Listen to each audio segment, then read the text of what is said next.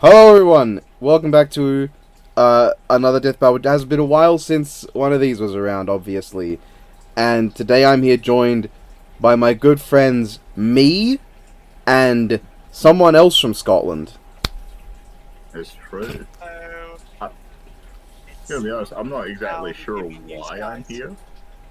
Oh, we needed someone from Wales. I still don't know why I'm here, but Mal asked, so sure, why not? and you know a fair bit about John Wick. Well, I know a fair bit I about mean, James Bond. He's seen the three Not a verse movies. offense, but I do love this trilogy. Yeah. I'm on the same page, I like all three movies. Haven't really versus looked into them much. Yeah. I'm gonna be curious what arsenal they give Wick, considering that for a couple, for at least I think the second and the third, he doesn't really have a standard arsenal. He's just using whatever's around. Will they give him like his full arsenal from the first movie when he like digs up all the guns out of his garage? I'm guessing so. Probably. But I'm Does honestly Bond more have curious anything about to match Bond. that? Oh yeah, Bond's arsenal is gonna be very interesting to see what they give him. Yeah, like Bond. It's kind of difficult to say what they're gonna give Bond because like he basically goes into every different movie with a completely different set of weapons. But generally, he likes to keep things light. Like he's kind of like Sam Fisher in that sense that he doesn't really he's not like the Punisher who carries vast arsenals with him, unless you play GoldenEye. He's mostly just got a pistol for the most part. Yeah. Yeah. Yeah, he mostly relies on pistol stuff, but considering how they're looking at everything based on like Ultra Guy's log, I think it's safe to say they'll give him everything, but in the actual like animation, they'll probably use a couple. I'd really hope they stick to like Daniel Craig Bond for the vibe, because some of the more like over the top ones probably won't work. I can't see Pierce Brosnan Bond particularly working well. Yeah, I feel like they'll probably use James Bond in the actual animation because. Well, obviously they're not going I would to. just They're not. so, yeah. They're not going to use Vegeta. I mean, mate. Well, They're they- basically doing that again could later. be Sean Connery. It could be Connery Sean Bond. Connery is the most iconic Bond, but like I just don't think Sean Connery really fits. Yeah, I think. But I don't think he's got the vibe. Yeah. Who's the one with the shark pellets? He's the first, the OG. He's like he's not as campy as Roger Moore Bond, but like he just doesn't really. He's very much a product of his time. The Yeah, 60s era style Bond. Putting the campier bonds against Wick seems like a better tone of whiplash. Yeah, I wouldn't So, do that. Yeah. Yeah. Like, still factor them Still into quick the reference episode, I stuff. guess, but like, for vibes, you're more with Craig, who, to my knowledge, is more of a played straight Bond. Yeah. It's more Yeah. grounded. He's the least goofy. Like, granted, Timothy Dalton was also less goofy, but Timothy Dalton is probably one of the lesser known Bonds in the public zeitgeist compared to like someone like Daniel Craig. Would it be a hot take to say He's that? the most recent Bond. Would it be a hot take to say that Craig's one of the more boring Bonds? I like him. I definitely associate Craig more with Knives Out than I do with James Bond. Don't get me wrong. I like Daniel Craig Bond, and I like his movies, at least the ones that I've watched. I don't remember which ones those are, but he's not the most interesting Bond to me. That's fair. Like, I feel like don't. My issue with the Craig films is they're very inconsistent with each other, as well as the fact that honestly, it's kind of trying too hard to be overly gritty and like. Granted, that worked for Casino Royale, but like, I guess you can make an argument Spectre was trying to bring back some of that 60s Bond style, and it just didn't work. They're also quite long. Oh god, Spectre. Yeah, Spectre's so long. And Yeah, that's the only one I've seen all the way through. Of all the ones, oh boy. Frankly, I watched it in cinemas for my birthday that year. I don't even know if it is as long as it feels. I just know it feels long. Like, you know that feeling you get with, like, 1 minute melees where they feel like they're much longer than they are? It's like that, like but for a movie. It's a very negative, it's a negative connection, because for a 1 minute video to feel longer than it is, that's good. Yeah. For a full-length movie to feel longer than it is, like, it's not as boring as, like Transformers: The Last Night, but it's still quite boring. At least to me. Like, obviously, like, people got a different opinion, and that's fine. I think is okay. It's not. It's the weakest of the Daniel Craig movies easily. But I also kind of think that. The problem with Daniel Craig is that he kind of peaks too early with Casino Royale. Like, Casino Royale is easily Craig's best. What was the one after that? I remember enjoying the one after that. Solace. Yeah, I remember enjoying that one. Solace is okay, but it's not crazy. But I think my problem with Craig is that he lacks a certain charisma. Well, he's got charisma. He just doesn't have the charisma for Bond that I personally enjoy. Which is, he's a lot more straight-faced. Yeah. As opposed to having that sort of, like, very... I don't even know how to explain it. The best way I can explain it is the James Bond vibe. Yeah. Granted, like, the books were more deadpan and much more serious than the early 60s movies. Well, I say the early books, because the later books got a bit more goofy in response to, like, stuff like Moonraker, like the fucking space stations, and the added space lasers, and all the crazy stuff that would happen later on in Bond. Like, the books were originally quite serious, but they gradually became a bit more goofy as funding was kind of inspired by, you know, the success of the Bond movie trilogy, just to go a bit more crazy with them. Yeah. The original Casino Royale story especially is much more about gritty, hard action spy thriller, which is probably why the Casino Royale of Craig's era ended up being one of the most accurate Bond depictions. And like, I like that movie. Like the most beloved one, like in general, out of every Bond film. It's one of the more beloved ones, definitely.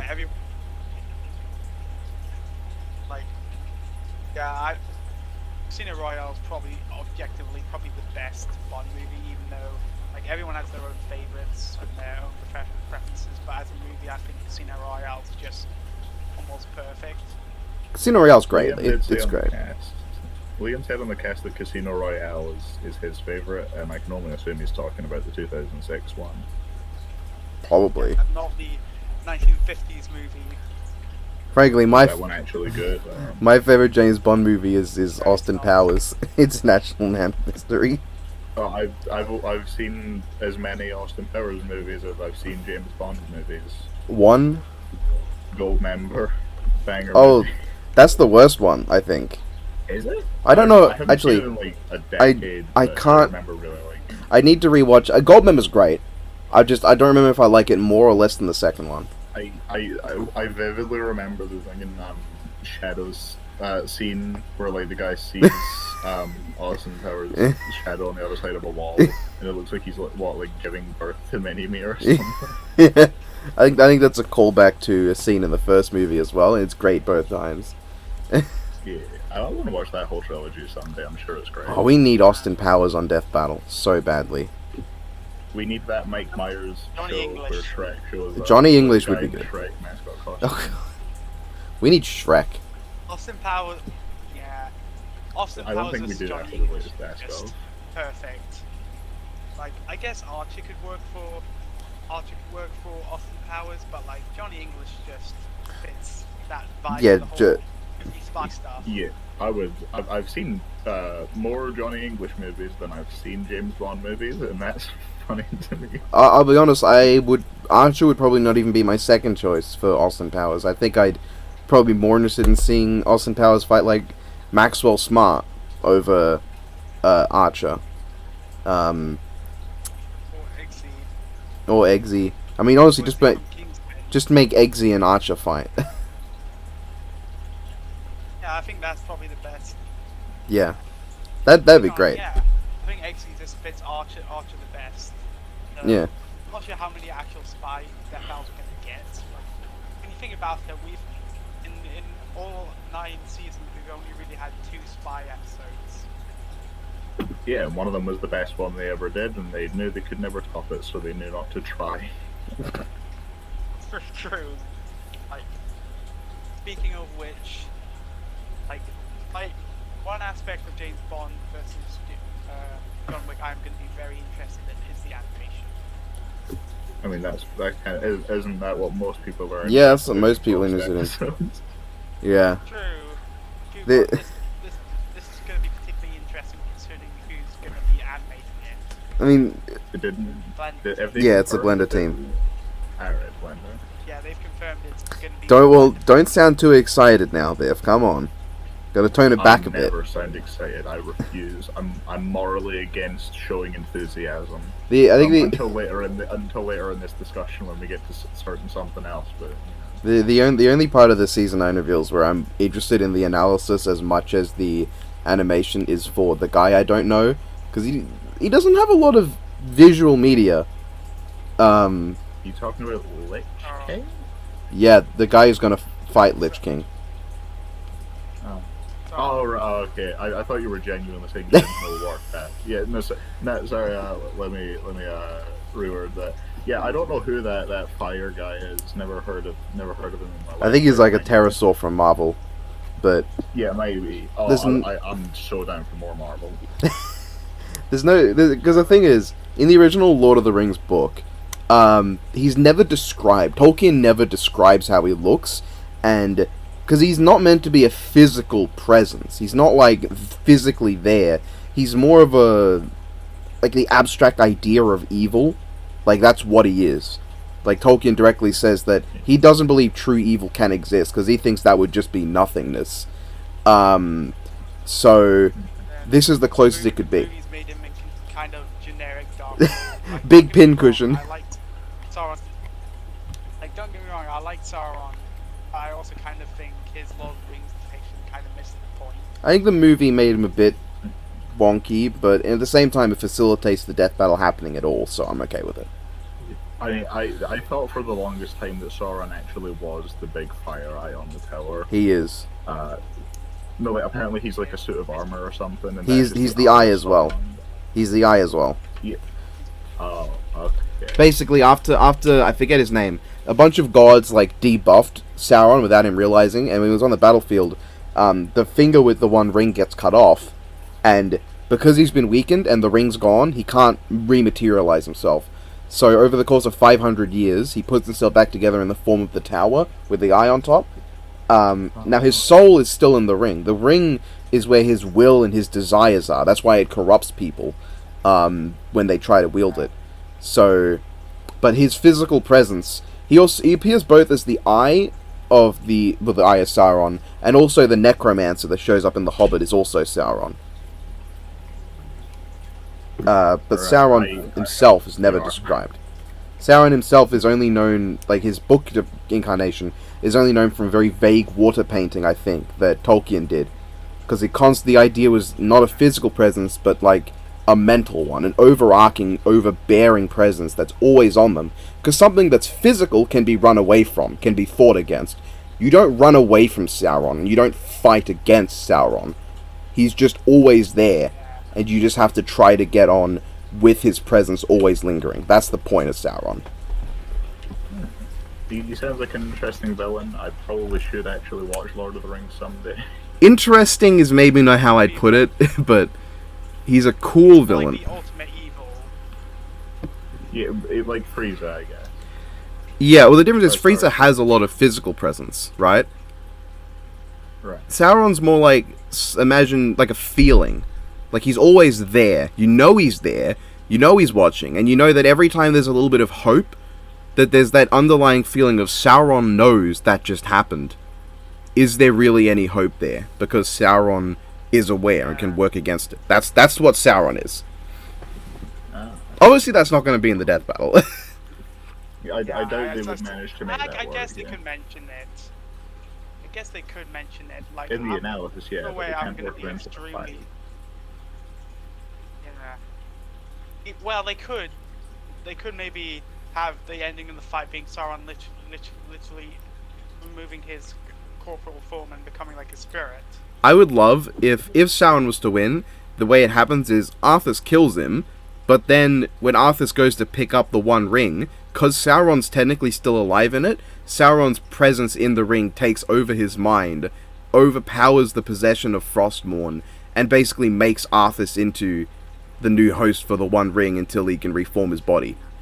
Because then Arthas isn't technically dead, but he's basically a permanent mind slave to Sauron, like with Sigma.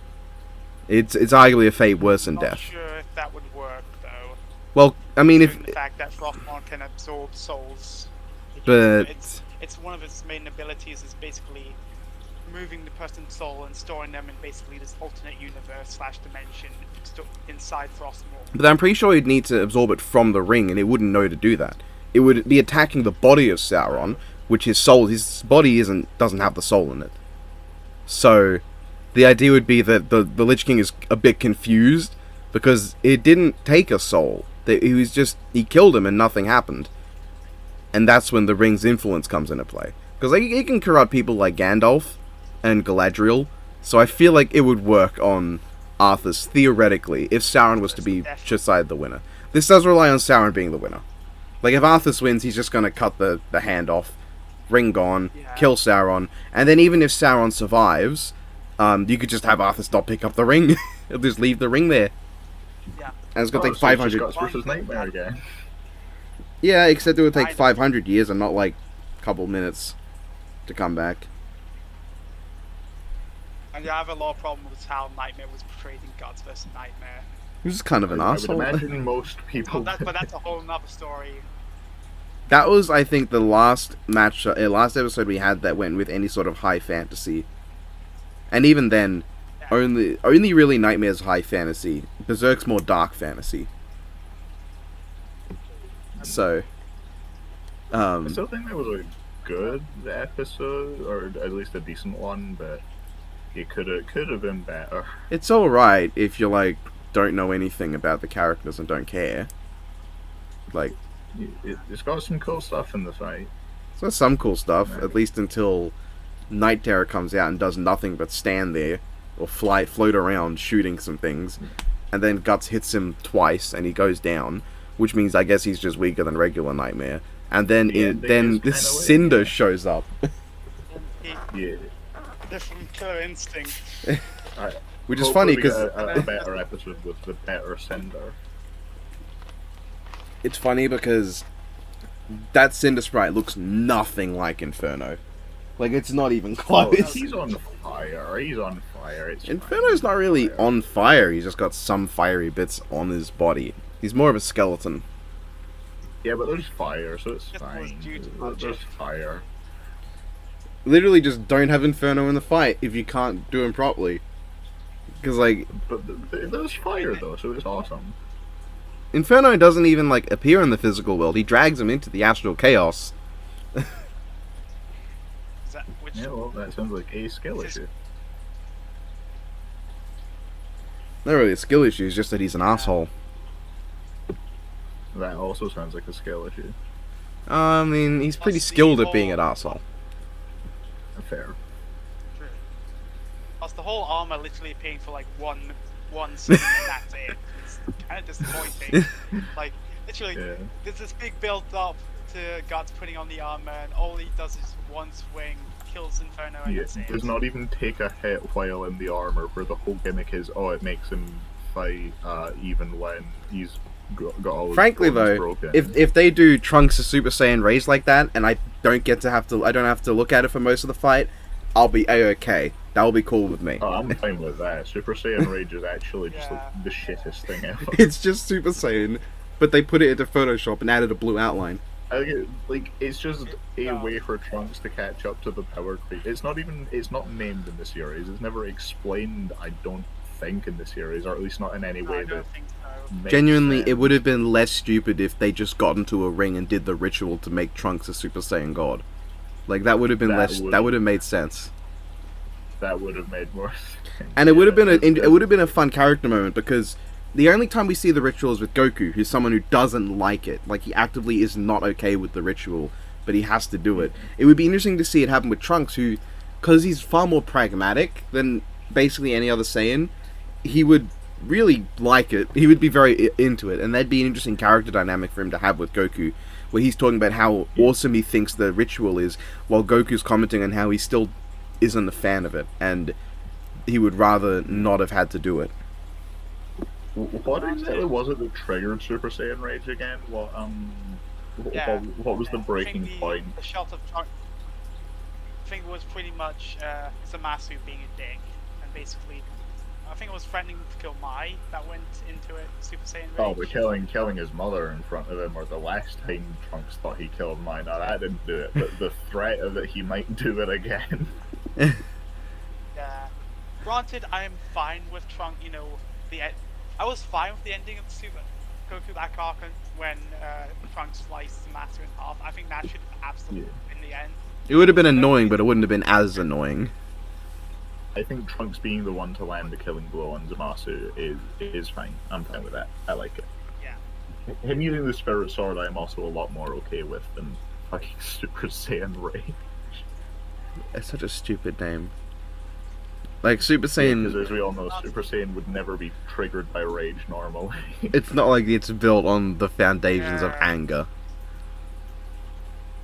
It's not like the only natural Super Saiyan form not built around anger is also the one with the biggest drawback. It's not like that's how that works.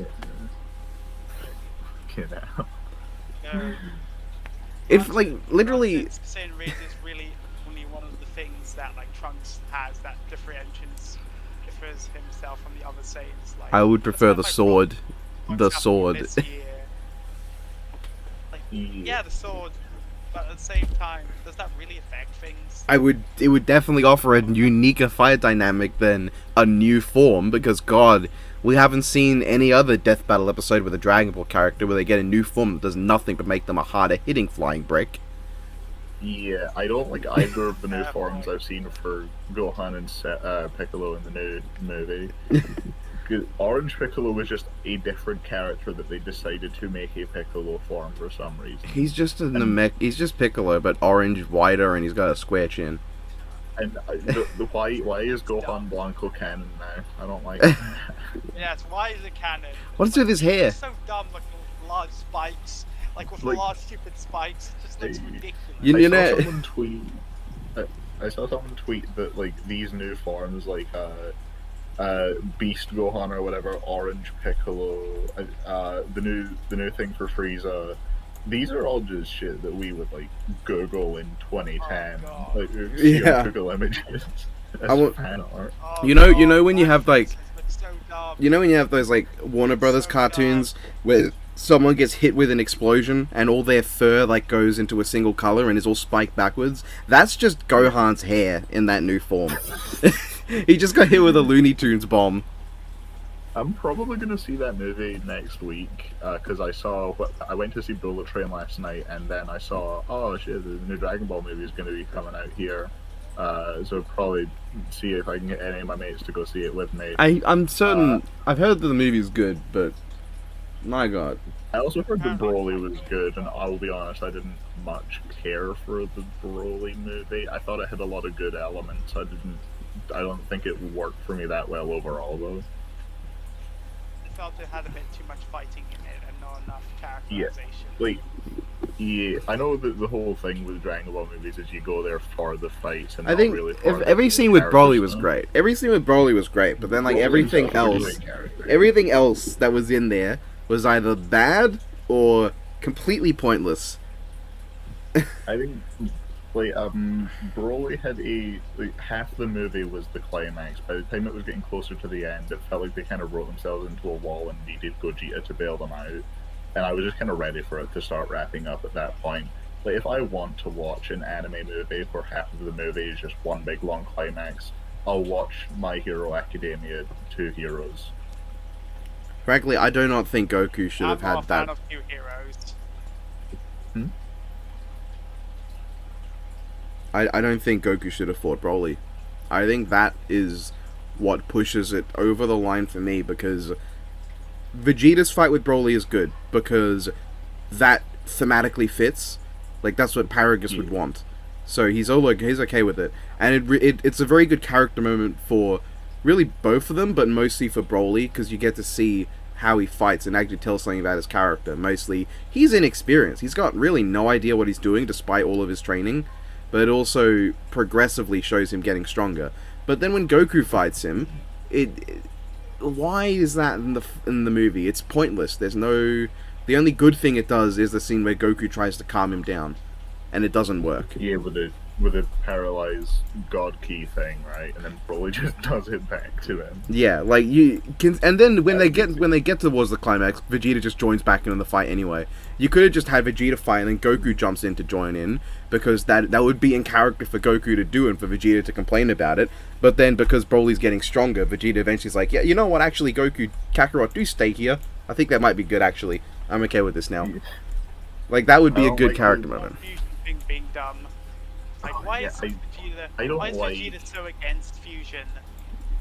I don't like the I just don't like that scene much in general. I wish that, and I don't like the fact that they had to resort to fusion. Like, I've never been a huge fan of Gogeta or the fusion stuff in general outside of Gotenks. I like Vegeta because, like, it says something about Vegeta's character. At least it would, if when he first goes to do it, he's not okay with it. But then, as time goes along, he starts to accept that sometimes he can't do everything alone. And they're not just people he hangs around with anymore. They're his friends. They're his new family. They're his new planet Vegeta. And so he's more willing to accept that. That would be a good character moment to build for Vegeta, using fusion as a narrative element. They don't do that. When I said that I didn't like fusion stuff in general, I forgot that Vegeta was in Z. I was thinking of Vegeta Blue against Zamasu. Oh no, Vegeta Blue was dumb. They retconned things. Yeah. They made it stupid. And the worst thing is that, unlike with Gogeta, Vegeta Blue ends up being completely pointless. It doesn't amount to anything. Yeah, he does nothing. He's nothing except all the fight. And, like, at least with Gogeta, when he does something that's a spectacle, it's a visual spectacle. It looks amazing. When Vegeta does, and this is not just like Gogeta in Broly, where obviously it's a movie. I mean, like, in Fusion Reborn, the one thing he does looks awesome. And I forget what the name of the move is, but the just, like, Soul the Punisher. Rainbow Ball thing. Yeah, the Soul Punisher. Like, that looks amazing. Tears Janemba from the inside out. That is amazing looking. So, like, when Gogeta does something purely for spectacle, at least there's a spectacle. When Vegito does it, it's like, he did a cool thing with a spirit sword, I guess. The final Kamehameha looks neat. It looks best in Dragon Ball FighterZ, if I'm being honest. It looks better in Dragon Ball FighterZ than anything else. In general, yeah. There's a reason Vegito's no one's favorite fusion. Because he doesn't have anything the others have. Yeah, I like. I've not watched all of GT, but I do like what I've seen of Gogeta in that series. I like that because the fusion makes him such a big goof. That's the drawback that stops him from being able to just beat Omega Shenron. Like, it's not that that he just wasn't able to beat Omega Shenron in that time. It's that because of his own shortcomings, he didn't. Because he's a he's a shithead. Yeah, it's not like it doesn't feel pointless like Vegito. Yeah, I mean, speaking of, like, with all these new forms, the only characters in Death Battle who wouldn't from Dragon Ball that are super strong and also would not have to worry about every focus being on some Dragon Ball Super form color swap would be like the androids and Gotenks and Cell, and that's really it. That was the only Dragon Ball character I want to see on Death Battle after this. If Gotenks had a cool matchup, I would be okay with him getting on the show. Unfortunately, he doesn't. But he does.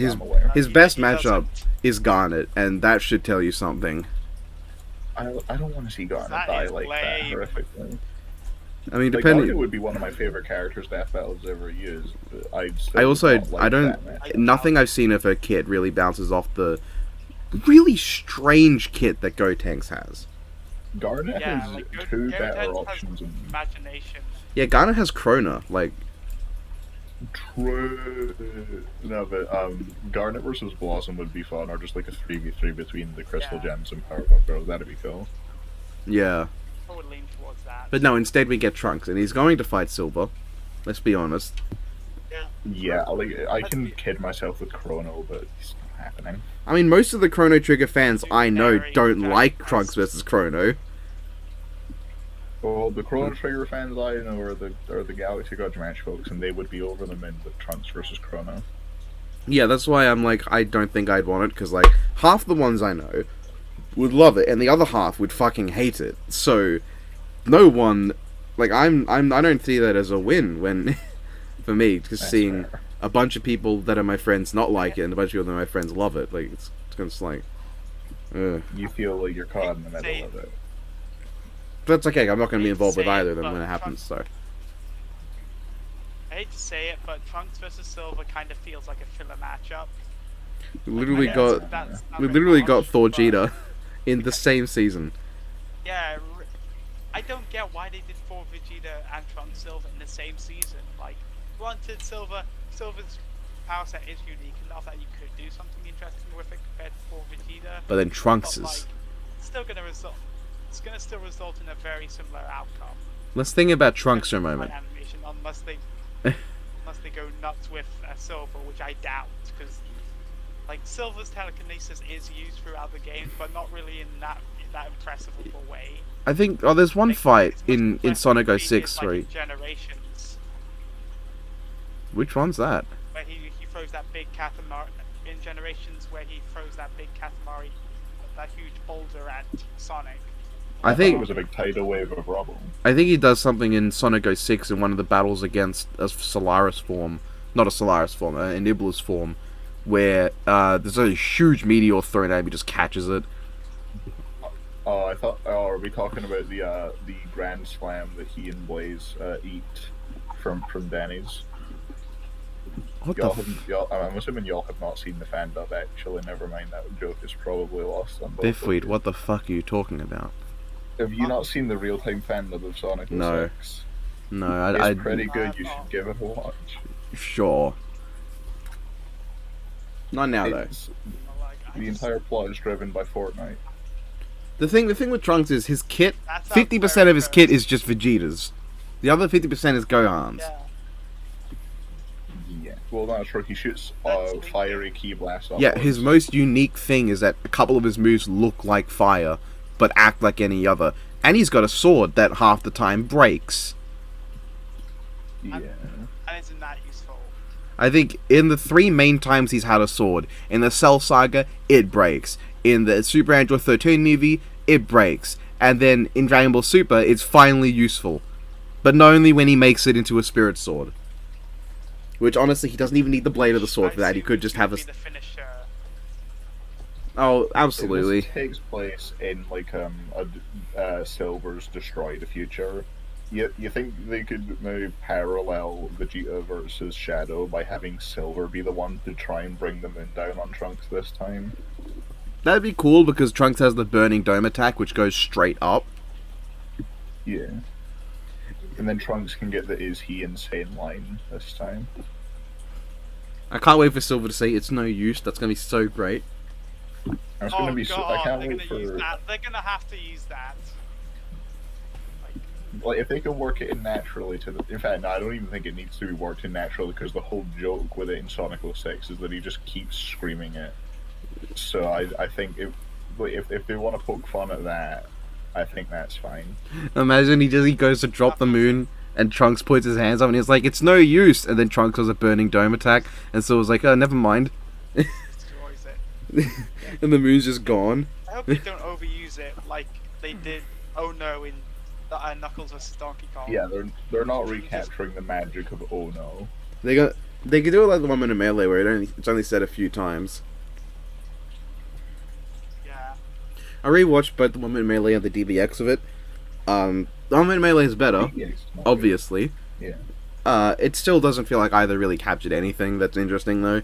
The best part was the 1 minute Melee where Silver drops the rock and says it's no use. Trunks cuts it in half and gets out, but then Silver grabs the 2 halves and slams it again, and then Trunks cuts it into quarters, and then Silver does it again, and Trunks just blows the rock apart, and he still gets thwacked in the head by another rock. That's the best part. If the Death Battle can surpass that, which shouldn't be too hard, I'll be okay with it. I just hope they do better choreography than the DBX, which boils down to Silver throws some sharp rocks and Trunks flies away. I imagine it's going to be sprites, because I don't see Silver versus Trunks in 3D. Especially if we're getting Sauron versus Lich King. That better be in Is a 3D. fight that probably definitely needs to be 3D. I'd be really I mean, pissed off if it There are wasn't. Sauron sprites out there. Yeah, I've used them. They're 3D is better because 3D Yeah. there are models for both Sauron and Sauron's like regular body. Like there are assets for both of those. So I think they'd probably go 3D with that. Granted, that's assuming Sauron is even fighting the Lich King. Like, for all we know, he can fight Voldemort, and everyone loses. For all I know, I could stick my hand into an active blender. So That's, Well, you technically you never said fair. anything about being okay afterwards, so technically you could do that. yeah, I could do that. Being okay would not be the plan if I did that. Frankly, I think I can already imagine the cutaway gag is going to just be Boomstick puts on the One Ring, and then he does a Golem thing. Yeah, that's the most obvious joke they could make. Speaking of obvious I hope jokes, they don't go with the obvious punchline. the obvious jokes, Wiz is absolutely gonna kill Dummy with a pencil. I can just see it, or Boomstick. I don't for look John forward Wick. to the big song and dance being. Oh, he killed someone with a pencil. If that happens, I really want. If there is a song and dance, I want Wiz to just be like, "That's really not that impressive," and then Boomstick just pressures him into calking it, and Wiz calcs it, and it's a pathetic number. And Boomstick's like, "That's insane!" And Wiz is like, "Oh my god."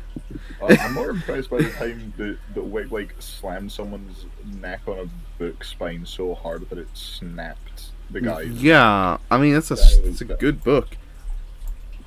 Yeah. I don't remember what book it was, but I want to imagine if you were to look at closely, it'd be something like The Art of War, or like a book on chiropractic, whatever. Oh my god, I would hope that's what it is.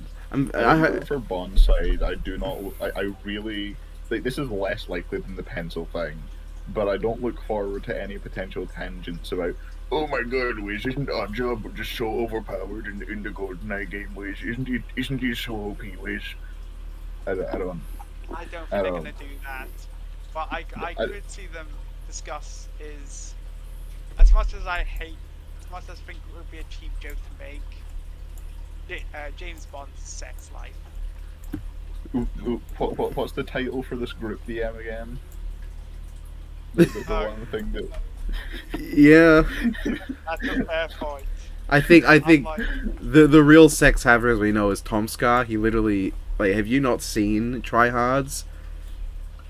True. I actually did watch the most recent episodes a couple days back. I am looking forward to the rest of Tryhards. Honestly, Tryhard is a great series. I love honestly. seeing It's- Eddie like just spending time with his son and using it as an excuse to have fun with his son. That's just really heartwarming. One of my favorite like comedic cuts in anything ever. I know which one you're is gonna say.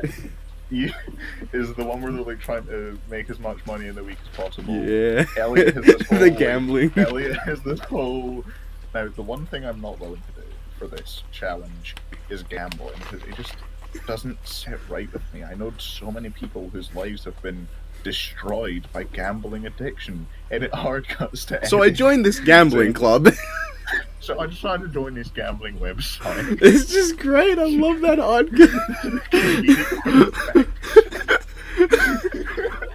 that might be my favorite episode, but I also am very partial to the one with the banana nana man.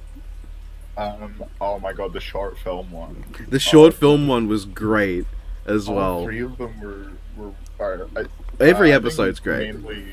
Mainly Tom and Elliot's short films. Eddie's was good as well, but Tom and Elliot's were both fantastic. Honestly, Eddie's is probably the one that I enjoyed the most, but it's definitely the worst of them. Yeah, Sounds but like a lot I of fun. still loved it. That is the point. I definitely recommend checking out Try Hards. It's a lot of fun. It is I'll definitely amazing. check it out. I'll definitely check it out. They made depression into a board game.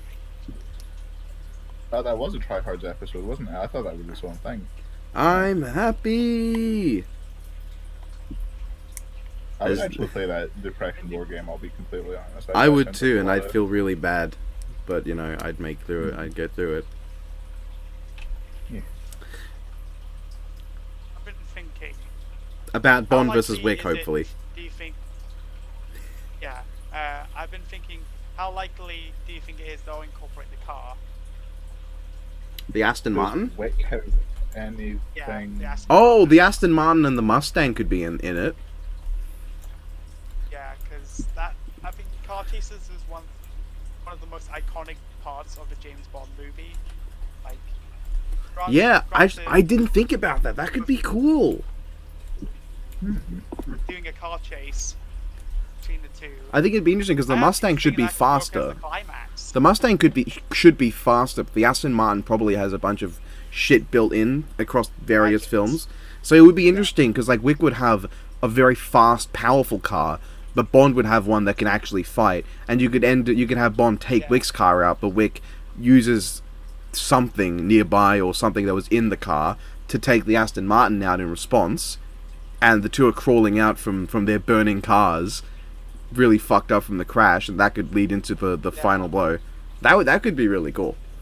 That works. I think that really works as a climax. Because like I feel like having the car chases. I'm not sure how they're gonna use the setting. Like an idea would be having it set in a casino. That feels like the easiest choice. But part of me imagines like abandoned warehouse. Have it like, yeah. Or an idea I really like is have it take place on a train. An idea I would really like is to have it take place in just a house. Because like how many Death Battles have we had that take place exclusively just in a house? None are coming to mind right It's really just the intro to Omnilander that comes to mind for houses in Death Battle. That is true. There might be another one that I'm just blanking on. Now, admittedly, if we were to get Jason versus Michael this season, then maybe don't. Because that one has to be in a house, otherwise you've fucked up. Well, no, I think it should take place in the forest next to a lake. Come on now. You can have a forest as part. I just think, because like my ideal ending would be the house burning down and the winner walking out of the fire carrying the remains of the loser, walking towards some counterpoint. innocence. Counterpoint, that's probably going to be a live action episode. I don't think they have the budget to burn a fucking house down. You wouldn't literally burn a house Actually, I down. wonder, like, being honest, I'm less sure about Jason versus Michael happening due to the fact that Sauron versus Lich King is probably going to be 3D. If Mm, Jason not Michael sure if happens, we it would have- have to be if we're live gonna get action. free- Right? I'd want it to be live action, but I could also see them doing it in 3D. As much as I wouldn't prefer that. Like I know people don't want live action because you can't do crazy action, but like if you want crazy action, why would you do Jason versus Michael? Yeah. It's like going, oh, what the fuck? Why didn't Dan versus Hercule have insane action? What's this rubbish? I mean, Dan versus Hercule did have insane that would be action at a point, is the thing. I mean, not in that way, if you know what I mean. Yeah, I get what you mean. When they're actually that was the fighting, whole it's absolute intentionally rubbish because there's no impact, limp, slow. Like that's the point. If you're gonna complain that they weren't throwing out wicked combos at the start, like I mean, I don't know, Dan's wicked combo at the start was pretty good. not as good as Hercule's wicked combo. True, the freeze frames, love those. Dan's just Perfect, limp. Even Dan's like groans of pain are limp. That's how dedicated they That's were to portraying really that. hard to fit. Like, that fight overall just so good. Like, I don't think there's anything better you could do with it. I think it is Matchup with my Batman. favorite Sprite episode, and also just the funniest death battle ever made. It's quite funny. I like it a lot. It's one of the more character ones, focused ones. I mean, what a shocker. That's always the best. Like, in general, I actually think a matchup like James Bond versus John Wick could be very character focused. I did just think it would be cool if there was a moment, right, where they're tired and like Bond notices a very high quality whiskey nearby and he's like, "Oh, high quality whiskey." And he pours himself a drink while they're taking a breather and Wick's like, "Wanna pass me one?" And he pours Wick a drink. Like, that would be a really characterful moment that would work really well for me. Yeah. I don't think they're gonna do it, but that'd be great. From Bullet Train that I saw last night, where the characters are like fighting in like a bar, and then they have to stop because one of the train stewardesses comes in, and one of the guys buys a bottle of water, but he doesn't have any money on him, so he gets the guy he's fighting to pay for it for him. I think if Wick versus Bond had something similar to that, I think that'd be funny. Yeah, it's because it's happened in the Wick films before, I think, where in a fight they pause to have a drink before they get back to killing each other. I swear that happened in a point in the film, in one of the three films, and I think it'd be cool to replicate that. What's this? I just hope it's a good match in general, good fight in general, because like Origin's been hyping up saying that this is his favorite episode of the season so far. I've I'll be very happy. I've been watching some videos from Brutal Moose recently, and I've got a lot of clips I can use of him cursing the name David. So if it ends up not being impressive, that's what I'm just gonna send him. Brutal. I've not watched that guy's videos in so long. Me neither. I got back to them just like not long ago, and I've been really getting a kick out of them, revisiting the old and also watching like the new stuff with like Brutal Foods. It's been great. I've been catching up with Cat Icarus's videos the last year or so. Well, he's like the only person. Would you He's look the at only that? person to make random equals funny actually work, because he's got like a real, he's got very infectiously high energy, and he knows comedic timing well enough to where if one joke doesn't land, they're just coming at you so rapid fire that odds are something. We need more Kid Icarus Brutal Moose collabs, because the combination of David's incredibly quick delivery with Ian's just deadpan dryness. David. Yes, I wish you released more videos. that's what I'm calling him. Like Cadicarus Cadicarus's upload schedule is like 1 month, 3 months, 7 months, 11 months, and it's like these these episodes are fire, but like, I would love to see more Cadicarus. I mean, they're like an hour long a piece, and they're incredibly heavily edited. I don't think it's physically possible for him to make them quicker than he does. Look, he's not JonTron, okay? His fans are not suffering that badly. Yeah. They get plenty to eat when it happens. I actually haven't watched JonTron in a while. I checked out some of his One more. of his videos I've seen is the Black State one. I've checked a couple of his videos. They're pretty decent. The editing is extremely good. His cover of Katy Perry's Firework is actually pretty good. It's just that like, for his like dedicated fans, they gotta wait like 6 months for a 20-minute long video. That's like, the editing is extremely good sometimes. Like, I watched his video on The Exorcist, or like the director going around, and the way he chroma keyed himself into certain environments, he looks like he looks like he's actually there. The director looks like the one on a green screen. Like, that's how impressive it sometimes looks. Like, his editing is top notch. I don't doubt that. I'm sure he's popular for a reason. I just have only seen like 2 or 3 of his videos. Yeah, it's a good thing he's not controversial at all. I don't actually remember if he is. So, who wins Wick Bond? I think we've gone through we've gone through all of this, and we've never brought up the main topic. You think Wick's gonna win? Yeah, that's a fair point.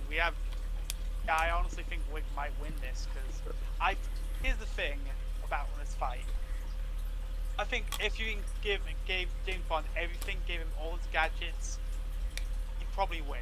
Oh, I think he slaughters. He's got several gadgets that But would just end the fight immediately. I'm not sure. It's kind of strange because I think Wick absolutely is a better hand-to-hand combatant. Oh, he should be. Only really In Craig general- is shown to have anything similar. Most Bonds in fights physically are very slow due to the age of the films, or they just win in one hit. Just one hit, battle over. And I'd honestly probably say both have pretty comparable sharpshooting feats. Like Craig, for example, had a sharpshooting feat where he took out 4 guys in like a couple of seconds. Like it was very quick shootout. When his daughter was being held hostage in No Time to Die, and like in general, James Bond is considered to be quite impressive, but due to his age, he's not like perfect. He's not like someone like John Wick, who's kind of feels almost unstoppable at points when fighting a bunch of different people. Like Yeah. in general, I'd say definitely John Wick has the athleticism and probably the martial arts experience to disarm Bond. And ultimately, if it comes down to at close range, I think John Wick would absolutely take it. I'm just going to be However, curious seeing how the if you're stats speaking play out. long range, yeah, because I honestly don't think they're gonna focus that much on stats. Because at least I hope not. Because stats don't like. You could argue both are around about building level to supersonic via bullet dodging feats. I don't know what But that's Wick not really does what that the would fight be is building about. level. Like, I know there are some feats from, like, Brosnan films and other campy ones where Bond could be building level. I don't know what from Wick would be that level. Like, other than, like, a big explosive, obviously. At the same time, I don't think this is the kind of match where where durability matters particularly much, because neither character is bulletproof. Yeah. I think that this could be just a case of speed and skill coming down to it. But the thing that gets to me, though, is if Bond has feats that would put him way above Wick, which is not impossible, because, like, it is very possible there are feats of Bond out there where he, like, survives an explosion point blank and he's just unharmed. If those exist, then how would Death Battle explain Bond winning in a way that doesn't focus on stats? Because in a lot of ways, they would have to focus on the gadgets. I would prefer if they focused on that, yeah. Like, yeah, John Wick could beat him in a fist fight, but what the fuck's he gonna do if Bond hits him with a dart that makes him inflate until he explodes? Granted, wouldn't he have to go close range like he did with Scaramanga? Like he only used that when he ingested him. Yeah, but He I'm put it in fairly his fairly mouth. certain that Wick is better in close combat, but he's not so much better that he'd be able to end the fight really quickly up close. You know, Wick needs to go through more effort to get him dead than Bond would have to with a lot of Bond's gadgets working together. Like, I'm pretty sure Bond has ways to incapacitate True, Wick. In general, I'd say a Bond definitely has the tech advantage. By far, I don't think that's even close. Yeah, like John Wick has a various variety of guns that he could utilize during the fight, but Dick just has much more unconventional weaponry. Like everything that, honestly, in my opinion, everything that John Wick can throw at James Bond has seen before. Definitely not the other way around. I just looked up a list of James Bond's gadgets, and the first one that comes up is a Nokia phone. I'm sure that's something Wick probably has weaponized at some point as well. They're gonna have the pencil in the. I hope the killing blow isn't the pencil if Wick wins, because I No, guess but that would be quirky and awesome and as hilarious. as nice as the scene of them describing it in the first movie is, and I think it's the second movie he actually does kill someone with a pencil, second or third. Please don't focus on the joke. You have so many options for a creative kill. Like, Wick does more than just kill people with a pencil. I think what I would want the kill to be just kind of depends on the set piece of the fight, because if Wick were to win, because it's like he's really good at being creative with limited tools in his surroundings, I think just having him use whatever is around for the kill would work. Yeah, I feel like we'll have a lot of improvisation from both. They'd Especially, better. like, if, for example, if they have it set in a casino, for example, they could do a feat where, like, literally, one of the two are throwing like casino chips and then fire it and using the gun to fire them like ricocheting bullets. That Yeah. moment in like Mortal Kombat X with Aaron Black. He literally where one of them literally Aaron Black literally fires the bullet right at the coin and then it ricochets straight at the opponent. Like especially that could work if like both battens are undercover. They can't get a clean shot in, so like one of them just ricochets a bullet straight and then goes around and just hits the other in the shoulder. Could be a really good instance of showing that both are expert shots. Hold on. This gadget list says that James Bond has a waterproof body bag. Fuck's John Wick supposed to do against that? I think that's just sealed it for Bond right there. Waterproof body bag. Yeah, that means that he can put the bag over his own head, and then Wick cannot give him back his own sharp pellets. I mean, it's crazy because like a human body is mostly water, so if that body bag's waterproof, then that's 70% of John Wick's not going to be able to. Yeah, he's 70% immune to John Wick now. Holy shit! Holy fuck, John Wick, more like John loses. More like expensive fails compilation. Bagpipe weapon. Bagpipe weapon? Well, I really hope that he doesn't use that because I will never hear the end of it. You're true. I don't think he actually uses this, but it's Fair funny. Like I kind of hope they use some of Bond's more unconventional gadgets, or at least mention them. Like some of the gadgets in the more era films get pretty dumb. Yeah. Crocodile submarine. Like, a clothing brush with a communicator. communicator. Granted, I don't think they're gonna go full Goofy, but like, it would be pretty funny to see some of the more dumb James Bond moments referenced, like this crocodile submarine, as well as the yo-yo saw. But, Brilliant. like, I hope they do use It some all gadgets, but depends none of really the on ridiculous ones. I think a goofy tone can work in bursts with Bond, but not if they play into it too much. Like if it happens once in the fight, might be okay. Yeah. Might be a nice like bit of a tonal shift, so it doesn't feel all samey. But most of the fight should be focused on close combat, gunplay, and using the environment. Which does mean the environment they choose is going to be very important.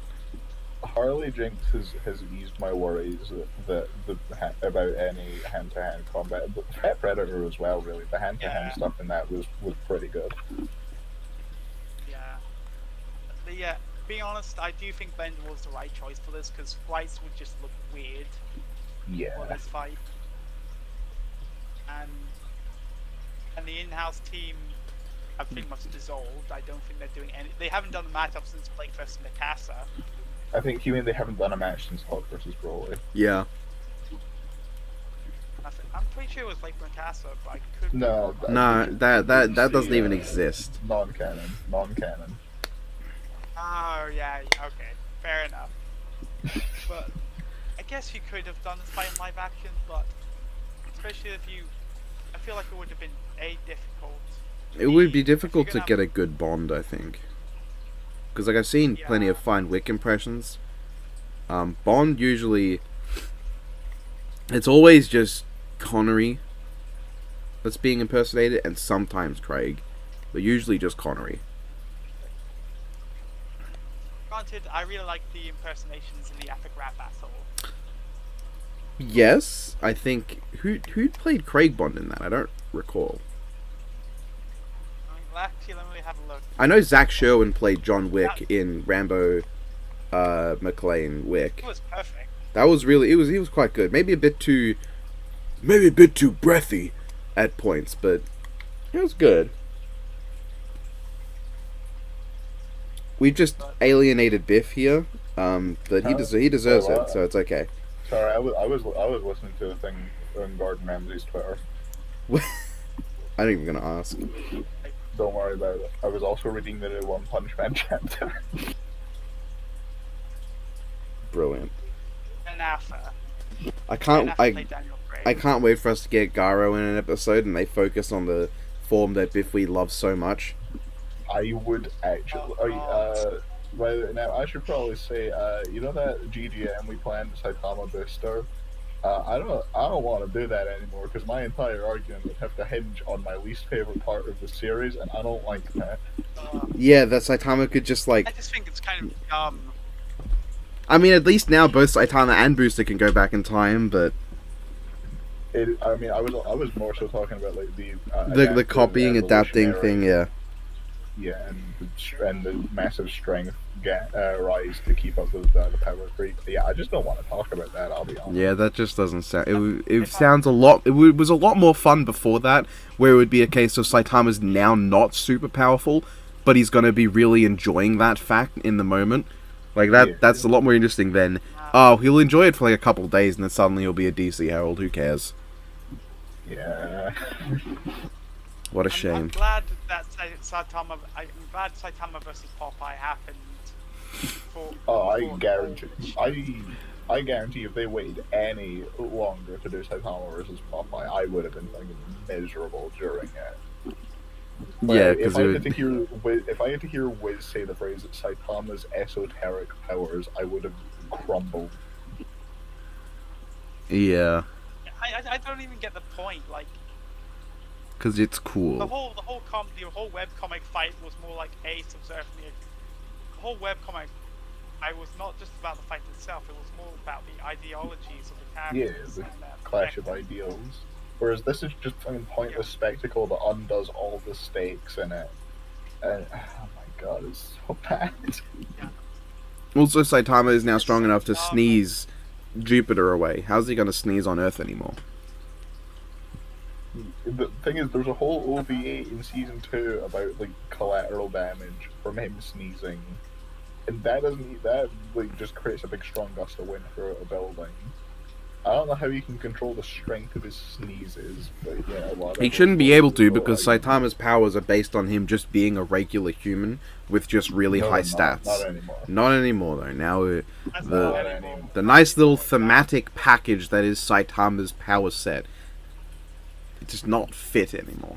The themes and the subtlety is not there, and that's great because now everyone who thinks One Punch Man is not a series of subtlety, their opinions are partially justified now because. The worst part of the league, I had that One Punch Man ranking video that I did where I had this whole bit about how, oh man, if they can adapt the most recent stuff in the manga, I'll probably have a new favorite episode on my hands. Wrong. And, like a week after I recorded that, a week after I recorded, they went and released the worst chapter. I remembered when you said that after Genos died, the whole Saitama, I always seem to arrive late thing, you're like, oh, that hits differently. And now it hits differently again. I absolutely hate how Mura decided to go in a different direction and having that conversation in that house. Yeah, because the conversation... I know people like rag on like the Steven Universe way of resolving things, but I think the fact that because Saitama does always settle his fights with violence, I think the fact that this time it would have been like him using the traits that make him human. Like it'd be him appealing to Garo through his humanity. Also, it feels like that would have been rife. That feels like that would have been rife with comedic potential as well at the same time. The fucking image of them just sitting at the table across from each other was already hilarious. Yeah, like there's so much you can do comedic there, and but no. Disappointing. Like, it's like, why did we need God? Still don't get what the point of that was. Also, like the thing is, it had no the big Saitama versus God Garo fight has no influence on the story because everyone in that original timeline is either dead or doesn't remember what happened. Yeah. Exactly. It feels pointless. Janos knows, The only one. but like for some reason, the depowered core that wasn't connected to his eyes, that saw the whole thing apparently. With characters that should be way too fast for him to perceive, saw the whole thing really. Ugh. I'm glad Genos died for nothing. Yeah. Hey, Genos Now versus Yamcha is now more thematic. Oh, wait, no, Yamcha didn't die for nothing. Yamcha had a narrative purpose for dying. Never mind. I cannot believe Death Battle handled Genos' death better than the actual One Punch Man series. That is actually depressing. Yeah. Yeah, I can't believe I went and made a Yamcha joke and then immediately rescinded it. Because I realized it doesn't fit. Yamcha's death has a narrative purpose while, absolutely. Genos does. Genos kind of does at the start. Like, I do like I don't hate everything about the most recent chapters because I do like that it shows the development of Saitama's bond with Genos. Like, he starts out just seeing him as a nuisance, slowly goes to like actually grow concern for him, and then when Genos straight up dies, Saitama just kind of loses it. He snaps it, and he doesn't care about the idea of I finally got the fight I wanted, but I can't enjoy it because my best friend is dead, is That's really such cool. A compelling setup for something. Yeah. Unfortunately, it's a setup for Saitama gets his friend back. Yeah. It's funny because if they wanted to bring Genos back, they could have literally just had Genos had survived the whole time, and Saitama just assumed because he's an idiot. Like, it would have been cheap still, but that would have been so much better if it's just Genos is there watching the whole time, like, oh, he really does love me, and then he's just noticing the destruction. I thing is, I'd still be shoehorning a joke into a scene. Oh, definitely, it wouldn't fit, but it would be better than what they did. Like the thing, propelling himself through space with a fart, and then having the goofy grin on his face. Yeah, that feels very, tonally appropriate given the context of what's going on. Yeah, but I think you would have preferred Genos coming back that way than having a time her in your favorite series. Yeah. I just don't really trust Mirror. Not Mirror. Who's the who's the Murata, yeah. behind the One Punch Man manga? Yeah, Murata. I just don't trust. I think he burned a lot of my, by turning this into a spectacle fight when it really phenomenal art, but it feels so hollow. yeah, and unlike Boros, it doesn't feel hollow in a good way. Yeah. It was on the track to feel hollow in a good way, like the hollow feeling of, like I said, Saitama gets the fight but he doesn't get to enjoy it. That'd be a good hollow feeling. That's a new twist on the previous hollow feeling that we got. But yeah. Crazy how one chapter could derail everything so badly. I mean, it's not like the one right after. And then we got Black Frieza. Talking about chapters that just... Oh, Black Frieza, I could... Oh. I like how they gave the most they gave the most racist character a form that's literally just called Black and then his name. People are gonna make jokes about that for months. People have already been making jokes. While we've been recording this, actually, I saw someone on Twitter posting Frieza saying the N-word.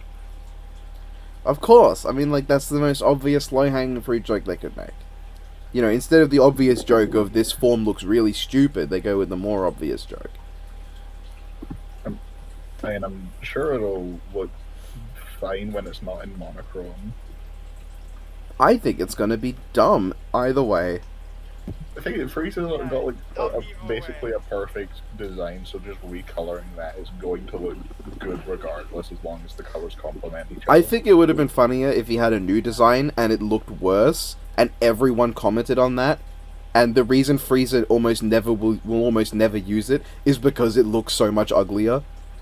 Like, that would be funny.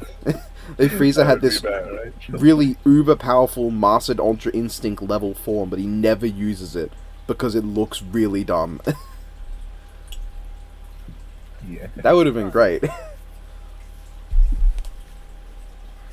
Man, I wish like so many manga wouldn't drop the ball recently with like Naruto, My Hero Academia, One Punch Man, Dragon Ball Super. It's like,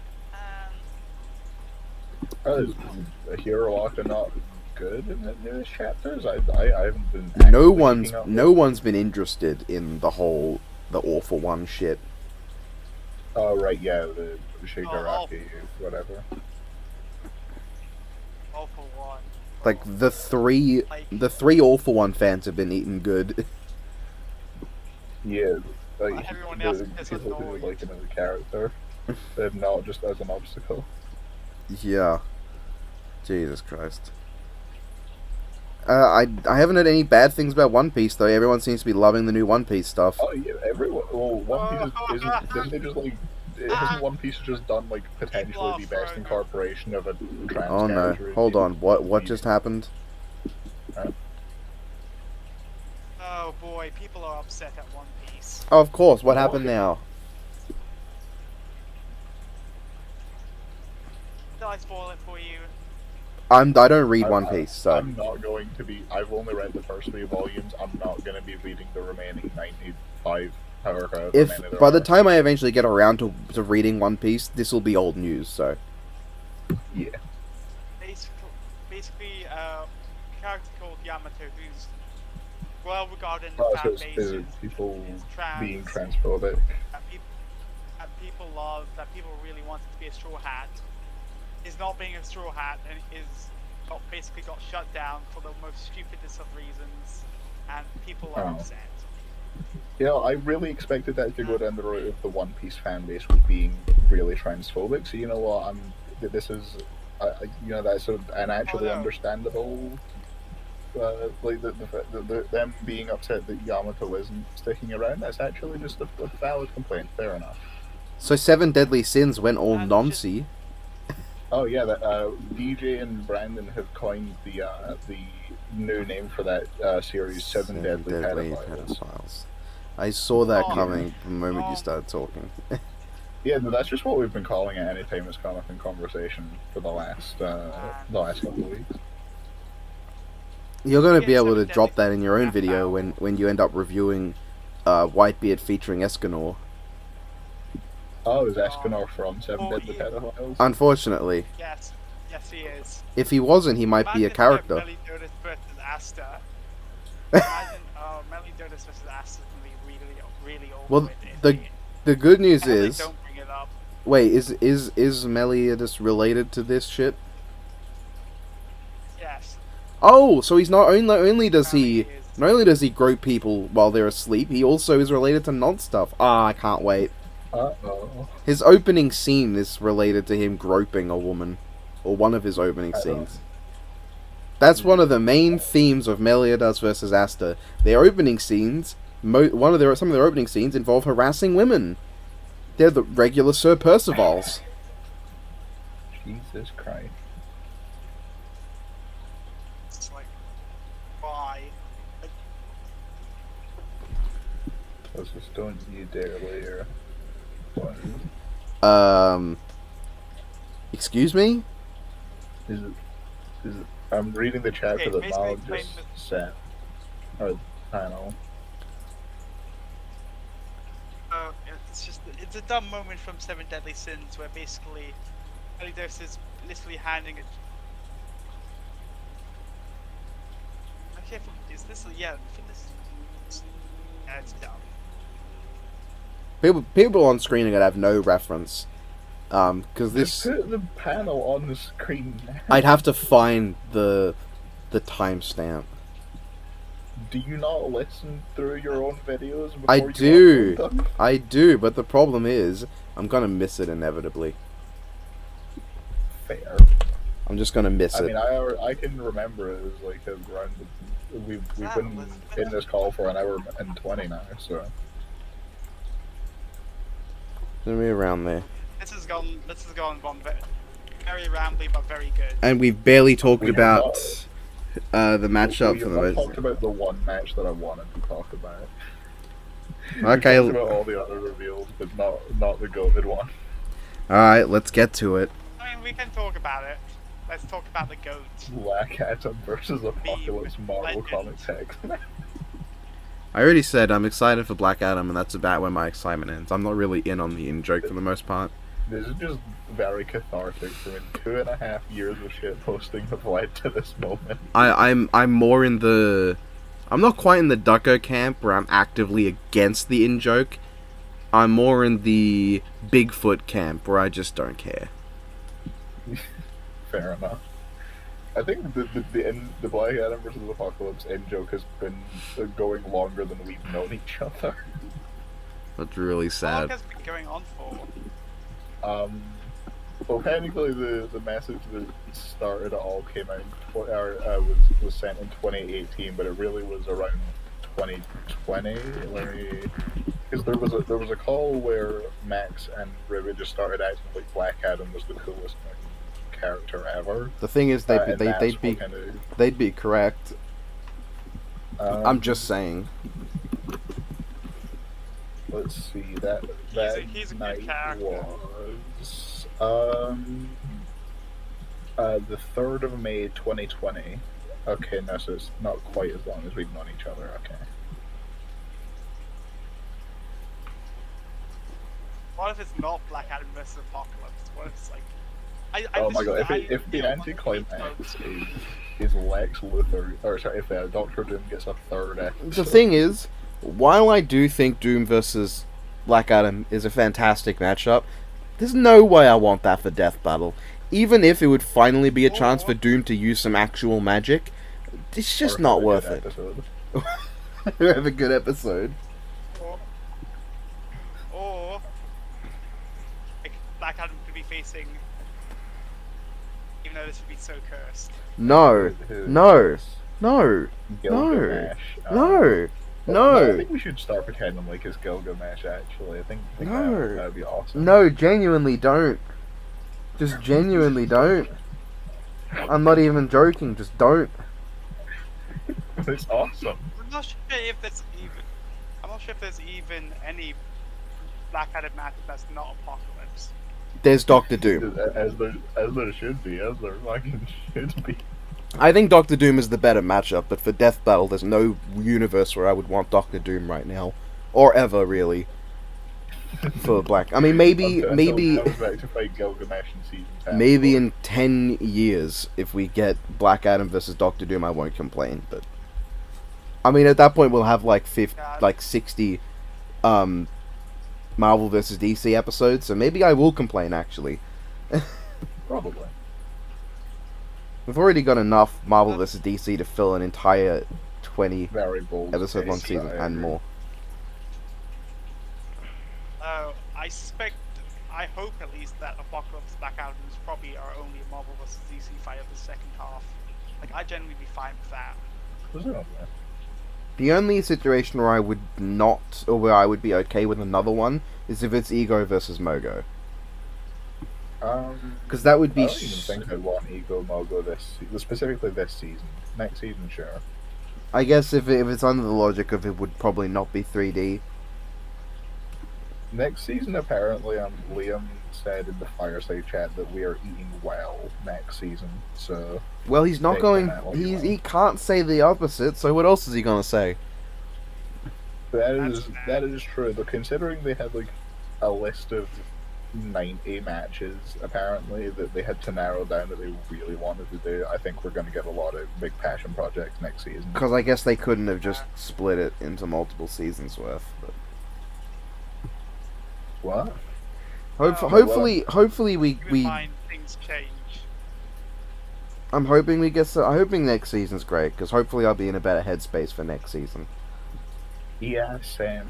I doubt I will be, but I mean I doubt I will be.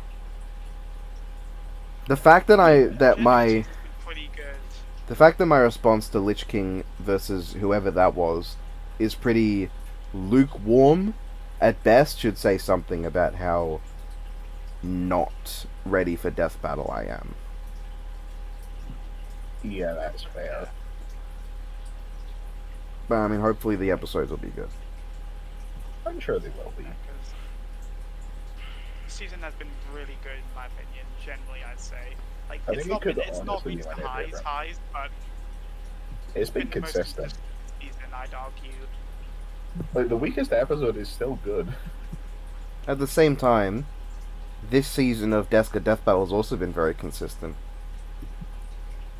Troy, honestly, the It's not best being Deska Death Battle this year has been worse than Boba Fett versus Predator. The best Deska Death Battle this season has been a solid.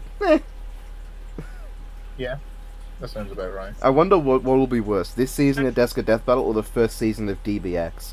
Because one has higher highs and also lower DBX. lows at the same time. I think the DBX will probably be season will probably be worse just because it's agonizing to watch some of those animations. Well, I remember when I went through that DBX season 1 for that ranking that I was going to do last year. The absolute best score I gave to anything in that season was a 7 out of 10. And the absolute worst was a That's 1. Pretty hard. What was the was Sakama What was Kenshiro the season one? 1? Yeah. Sakama Kenshiro and Oh, Mika's God. Spider-Man. I want to point out that 1 Minute Melee and DBX both have a One Punch Man episode that looks like dog shit and is dog shit, Yeah. but only one of them has an excuse. They talk about Yeah. Bob Tatsumaki. Yeah, that's got an excuse. Like it looked really good, but like there was a lot of technical issues that came in, and they were basically forced to throw it together at the last moment. And like I feel terrible for the animator. I don't think I feel terrible for the animator of Saitama Kenshiro. I think they just need to improve a bit. Maybe Did they do anything else? they did Blake after- Mikasa and Saitama Kenshiro in the same season. I think that's it. You mean Spider-Man Mikasa? Right? Yes, by Mikasa. Not Both quite. are incredibly fun. Both are very funny. If Mikasa said, "Are those two sets of web shooters?" He must have 4 times the webbing. That would just be like an 11 out of 10 DBX. It would roll over in quality. I'm looking through what I had for that DBX ranking. Alucard vs. Spawn wasn't even in the bottom 3. That's just sad. I think the SPO was worse. That was boring as that shit. is also very bad. Like that was in my 10 worst. That's so. Yeah, It's for the most. It's so Alucard slow. Oh, Alucard Was, Spawn gets points for at least not John- hurting my eyes to look at. was John versus Trish Oh, that was, your top 10 worst? Out of the 42 episodes that I watched through, Trish vs. John was at number 40. That's about right. That episode was. And the good episodes start at number 26 out of 42. Oh boy. That's Oh, okay. brilliant. Oh, that makes sense. That's. It's like Death Battle Season 3, but if it was the whole show. Basically. Yeah, that's an apt way of putting it. Except Shadow vs. Mewtwo is nowhere near as bad Yeah, as, it's not. a lot of DBXs, I'll be honest. When Silver Trunks happens, I think for a joke, I'll take 2 minutes out of the review to review the DBX and the 1 Minute Melee, because that is not going to take long. For which one is it? For Trunks Silver, yeah. Yeah. I can't do that for Sauron, Lich King, and I could do it partially for Black Adam Apocalypse if I didn't already review that. Just wanted to clarify because that is possible. Nah, I'm going to review the 1 Minute Melee for Black Adam vs Apocalypse. How into 1 minute melee do you think I am? Do you think I remember every episode they've done? You would fucking remember if they did Black Adam vs Apocalypse, Biff. That would be one of the episodes you would remember they did, just for the sake of the bit. Not true, because the last 1 minute melee that drops was long before Black Adam Apocalypse even became a meme. Yeah, but you would know the bit because someone would have brought it up to you. We don't watch 1 minute melee that often, I'll be completely honest. The bit would be brought up. I just want Mata Rising Part 2, man. I understand why it's. Like, at this point, just make that the finale, the series finale, just end it. Because, like, I don't want the Dragon Ball season to be a thing. I want that to be cancelled. basically moved on to Death Battle. I think most of the animators in 1 minute maybe have moved on to Death Battle basically. I So, mean, most of them started in Death Battle, haven't they? Didn't they? yeah. Is Mally working on Death Back Battle to again? I don't, If Mally should go back to Death Battle, that would be great. I don't know if that's so much a good idea considering how they allegedly end things off. Well, presumably if he goes back to Death Battle, that means it would have been patched back up, and that would be a good thing. Yeah. So, I don't know if things have been patched up is the thing. I got no think clue. It's our place to be. Yeah. Not really any of my business, quite frankly. so anyway, I do think for the Death Battle of James Bond versus John Wick, that if Wick winning would rely on James Bond not having a lot of his gadgets, then Bond will probably win. Just because of how Death Battle does things. Yeah, I am leaning towards James Bond. It's kind of odd because James Bond is kind of the underdog outside of the versus community. Oh, absolutely. I post, and I don't get why. Well, it's because John Wick's portrayed as unstoppable. Impressive. He's portrayed as unstoppable in his films. Like, he'll struggle, but he'll win. James Bond is often more focused on the spying, and the fucking, and the espionage, and He is the sex haver after all. James Bond is way more of a spy, and John Wick is way more of an action hero. Yeah. Generally, imagine if we were in the timeline where we got John Wick versus John Rambo versus John McClane as a death battle. That would have been such an interesting discussion to have. That would be such an interesting discussion to have, because, like, I think McClane's definitely the loser, but he's not going out without a fight.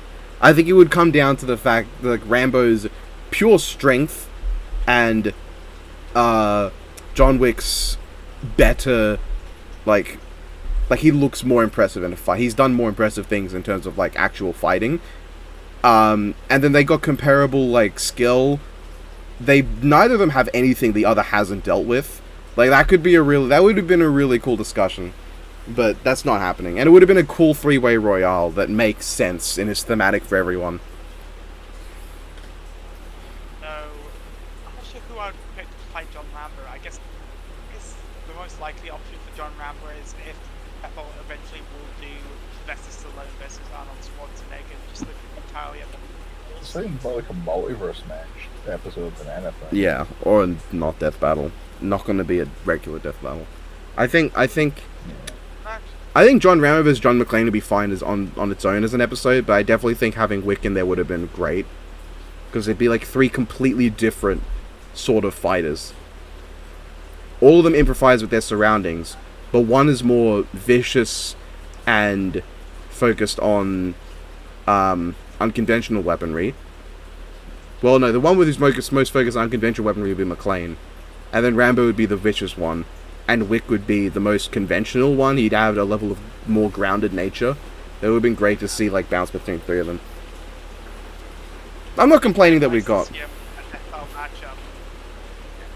Ooh. It's kind of nice to see a Death Battle matchup that basically had two action heroes but very different styles of action. Yeah. Like, In a sense, that's Bond versus Wick. Haven't had a lot of action heroes in Death Battle. In a sense, that's Bond versus... Wick could be the modern Snake versus Sam. At the same time, Bond is a different kind of action hero to other James Bonds as well. So you're never going to get a James Bond fight where it's not going to be someone versus a different kind of action hero. Where it's not going to be, unless you put him against someone who's not an action hero, but you generally wouldn't. So, because like because Bond's very inconsistent between different eras. Yeah, he's. I think that's kind of a good thing. That's probably why James Bond has lasted as long as he has. It's like stagnation can be the absolute worst thing, especially in an action franchise. I can't believe we didn't get James Bond versus Godzilla. I know, right? Like, they should have definitely done another quirky Godzilla episode. That would have... Putting a Cringe Destroyer, though. I don't think that's really necessary. I'm surprised that the first potentially Warcraft matchup is not King Ghidorah versus Deathwing. I'm not surprised. They've said Is right there, so. They've shown interest in Alduin versus Deathwing before. I feel like that's what they would do. Yeah, because Ghidorah's got to fight Eternatus. Come on. Alduin can grow in size, so I don't think the size issue is really that big of a problem. As much as it would be cool to see a small Alduin at the start trying to take on Deathwing. Can they talk? I know at least one of them can talk. No, Deathwing talks. Yeah. Deathwing is extremely intelligent. Imagine Deathwing talks shit to Alduin because Alduin's small, and then Alduin just grows to the same size in response to being talked down at. Totally do that. He's It's kind of like Smaug. Like, I'm not. He's like Smaug in Lord of the Rings movie, in the Hobbit movies, aka the movies no one likes. It's very condescending. God, Deathwing versus Smaug would be so good if Smaug wasn't minuscule next to him, and if he could change size. True. I was gonna say Deathwing versus Ancalagan the Black, but I think Ancalagan's way too big. Actually, that's also thinking on Sauron. Is like Sauron is huge. Like. Oh yeah. Deathwing is no small person, but Lich King. compared to Sauron, like it's gonna be. I do wonder if they're gonna like do what they did like Megazord versus Voltron, where Sauron literally goes after Lich King and you see the size difference. Yeah, I think that would be great. I would like it if they had the David Goliath thing there, especially because like Sauron never fights anyone of the same size as himself. Yeah, he's always fighting humans. Absolutely, they need to use their necromancy back and forth to try and get control of an army that's present. That would be cool. I hope they incorporate the army stuff. That'd be such a good backdrop. Like, granted budget, you know, can't do everything due to budget reasons. I think I'd love to see some army incorporation into it. Yeah, you can have it be there for a bit, and then get rid of it either through their ability to make illusions or just going through a portal where they're separate. If the budget's too big an issue to have them constantly there. Yeah. I would love to see the Ice Dragons. I can't pronounce the name, but the Ice Dragon. I saw that versus Durin's Bane as an idea for something to happen in the fight. Yeah. But I'm not. I know that Sauron became the second Dark Lord after Melkor, but I don't know if he has command over the Balrogs. Probably not. Yeah, because why would he have Orc Gothmog and not the most powerful Balrog in all of Middle Earth? Well, no, he's not even in Middle Earth, but he wouldn't have Gothmog Balrog instead. Like, that would have made it so easy to win. At the same time, I guess you could bullshit it by having Sauron create a portal and throw Durin's Bane at the dragon. And just, like, not commanding it, just like, yeah, there's something for you to fight, go. And Durin's Bane has no choice, because, like, he fights or he dies. Yeah. Like, I'd hope that they, like, well, obviously, NFL are limited by time and budget, but I hope they make good use of Sauron's abilities as well as Lich King's. Like, I hope they incorporate both their necromancy styles, Yeah. as well as incorporate soul manipulation, because both can, especially like the whole gimmick behind Frostmourne is the soul stuff. It is extremely tanky, extremely powerful, and it can basically soul hacks you to death. Yeah. It's just gonna be cool seeing Frostmourne clashing with the giant mace. Like, that's just gonna look cool. Yeah. Especially because, like, Sauron's swings are gonna be so slow in comparison. Yeah, it's actually one of the fights where Jank might be fine. You know, in saying that these characters shouldn't be fast swinging at each other, they should feel weighty. Yeah, I wouldn't call that jank, because, like, Akuma Shao Kahn had jank, and Shao Kahn did not feel weighty in that. No, that's a fair point. He did a few shots. And I hope A couple swings. Yeah. But I hope Sauron versus King's friend with Shao Kahn. I hope most things are better than Akuma Shao Kahn. There are rare situations where I expect something to be worse than Akuma Shao Kahn. So, like, being honest. Like, Abigail versus Spider Gwen. That is an episode that exists. Yeah. I do bit bad in it. worry that Sauron versus this team might end up being worse than the SFP fights this year, but I hope not. There is no precedent Really hope for us to base that on. Well, I mean, I'd say, when you think about it, both season, I was going to say both season 7 and season 8 had their worst SSM fights in the second half at the end. Both with Right, battles but you know which teams did the best episodes in those seasons? The Sprite and hand-drawn team for season 8. And we had Devil Artemis on there as well. And then season 7 best episode was just the SFM team. I guess I'm not sure what happened in the shout on the back was fighting. Season 6 the best episode was SFM as well. So yeah, they just have a consistently very good track record. I'm just hoping that Sauron the King ends up being good because it's one of my top 10. But if it ends up being Sauron Voldemort, I'm just going to keep returning I'm just gonna be upset. There's like no one's favorite. Yeah, I think one of the reasons I'm happy it's Sauron and not Gandalf is because hell yeah, we don't have to talk about a J.K. Rowling character that draws more attention to anything she's done. Sauron wouldn't. Sauron wouldn't. Hearing about J.K. Rowling, Sauron wouldn't even be the Middle Earth character to put against Voldemort. It'd be a very fun discussion, you know. Someone's like, I'm going to debate in favor of Gandalf. I'm going to debate in favor of Dumbledore. Hey, you heard of J.K. Rowling yet? Well, I think we'll probably get Gandalf until next year. I imagine Speedy's probably going to push for it next year.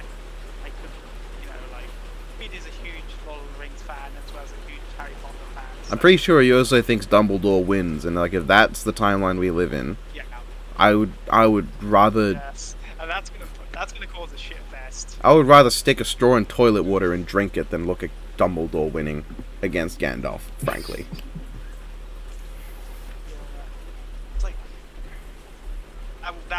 that's gonna probably end up being a controversial result if it happens, because like everyone thinks Gandalf stomps outside of the versus community. Even in the It's not versus even community. contest to a lot of people. Yeah. Even in the versus community, Universal Gandalf is still thrown around a lot. Even though, like, I don't... Kind of why Universal Sauron, I can see. Universal Gandalf? You'd need to go with him, like, his earliest states, and, like, at that point, you're not even using Gandalf anymore. He's got a different name when he's the potentially universal character. Like, he's not Gandalf. I'm surprised they're doing Sauron first. If Gandalf Dumbledore, I understand not doing first, but they could have done Aragorn versus Jon Snow first. I think they're doing it because, like, World of Warcraft is having a Lich King related thing happening soon, which I think does add credence to it being Sauron versus Arthas. They're re-releasing Wrath of the Lich King. Yeah. Well, I think there's some more Game of Thrones stuff happening, but it's focused on Daenerys, I believe. Yeah. Which is, and like, I would rather use a Hornet's Nest as a speed bag than watch Daenerys in Death Battle, so... I honestly think we'll probably just get Aragorn, Jon Snow, and that's it. I mean, yeah, that's... Like, the only other Game of Thrones character I'd want on Death Battle would be the Hound, and I can't think of any good matchups for the Hound. I kind of like Arya versus Ezio. I love Ezio, It's but not bad. I'm not pushing for him to fight Arya. Ezio's better. Arya is most notable to me for being the key focus on one of my least favorite scenes in the whole show, which is when she kills the Night King. So dumb. You've got so many characters there who have some pre-existing story related to him that have gone through most of the series preparing for this fight, but the one who kills him is a character who, at this point, we're barely even aware she knows who the fucking Night King is. She's heard about him and that's it. Like, it's so annoying that she, of all people, got the killing blow on him. That season in general was iffy at best. I didn't even see the problem with that season until that happened. And that's when I realized, oh no. And then it kept going, and Daenerys turned into Frieza without the entertaining aspects. And Bran became king. The only redeeming quality to that ending is that Jon Snow survived, and Peter Dinklage survived. Tyrion. The only thing I know about Game of Thrones is that there was a Starbucks cup in one shot that they forgot. Yeah, that was in the last season too. Yeah, that was funny. If they did a Game of Thrones episode and the Starbucks cup is present in the background of a scene, that'd be amazing. Yeah, you could do it like as a Kawaii joke, or well, not like as a Kawaii joke, but as, like in the background of. Like Have a scene where Aragorn and Jon Snow are like rolling down a hill, and in the background you can barely see a little Starbucks cup behind some rocks. I would laugh really hard. Do you think they'll probably do Aragorn versus Jon Snow eventually? Like, it's a fairly big request. All right. Also, another reason I think they're doing Sauron isn't the new Lord of the Rings series about his rise to power. So yeah, like, I feel like this is the perfect time to do Sauron, Lich King, with like two things related to them coming up. And we also see that with Black Adam versus Apocalypse. Is there something I know there's a Black Adam thing coming up. Is there anything Apocalypse related? The X-Men cartoon's coming back. Oh, okay, so not the Z tier movie. Isn't Apocalypse already dead in the movies?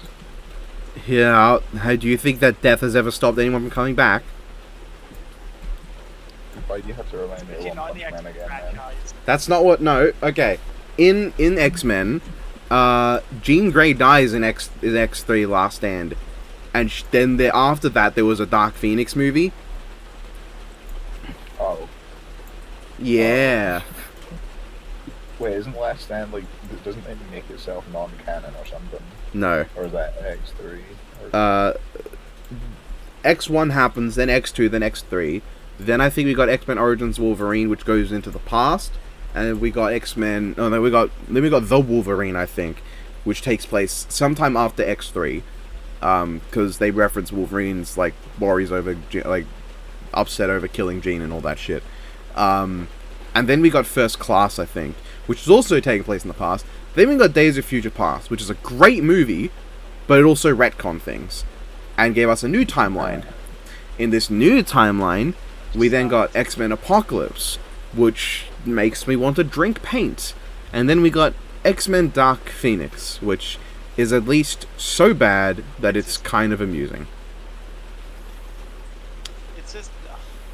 And then we got... I wish X-Men was done justice. Then we got Logan, Deadpool, and Deadpool 2, of which I do not know where they go.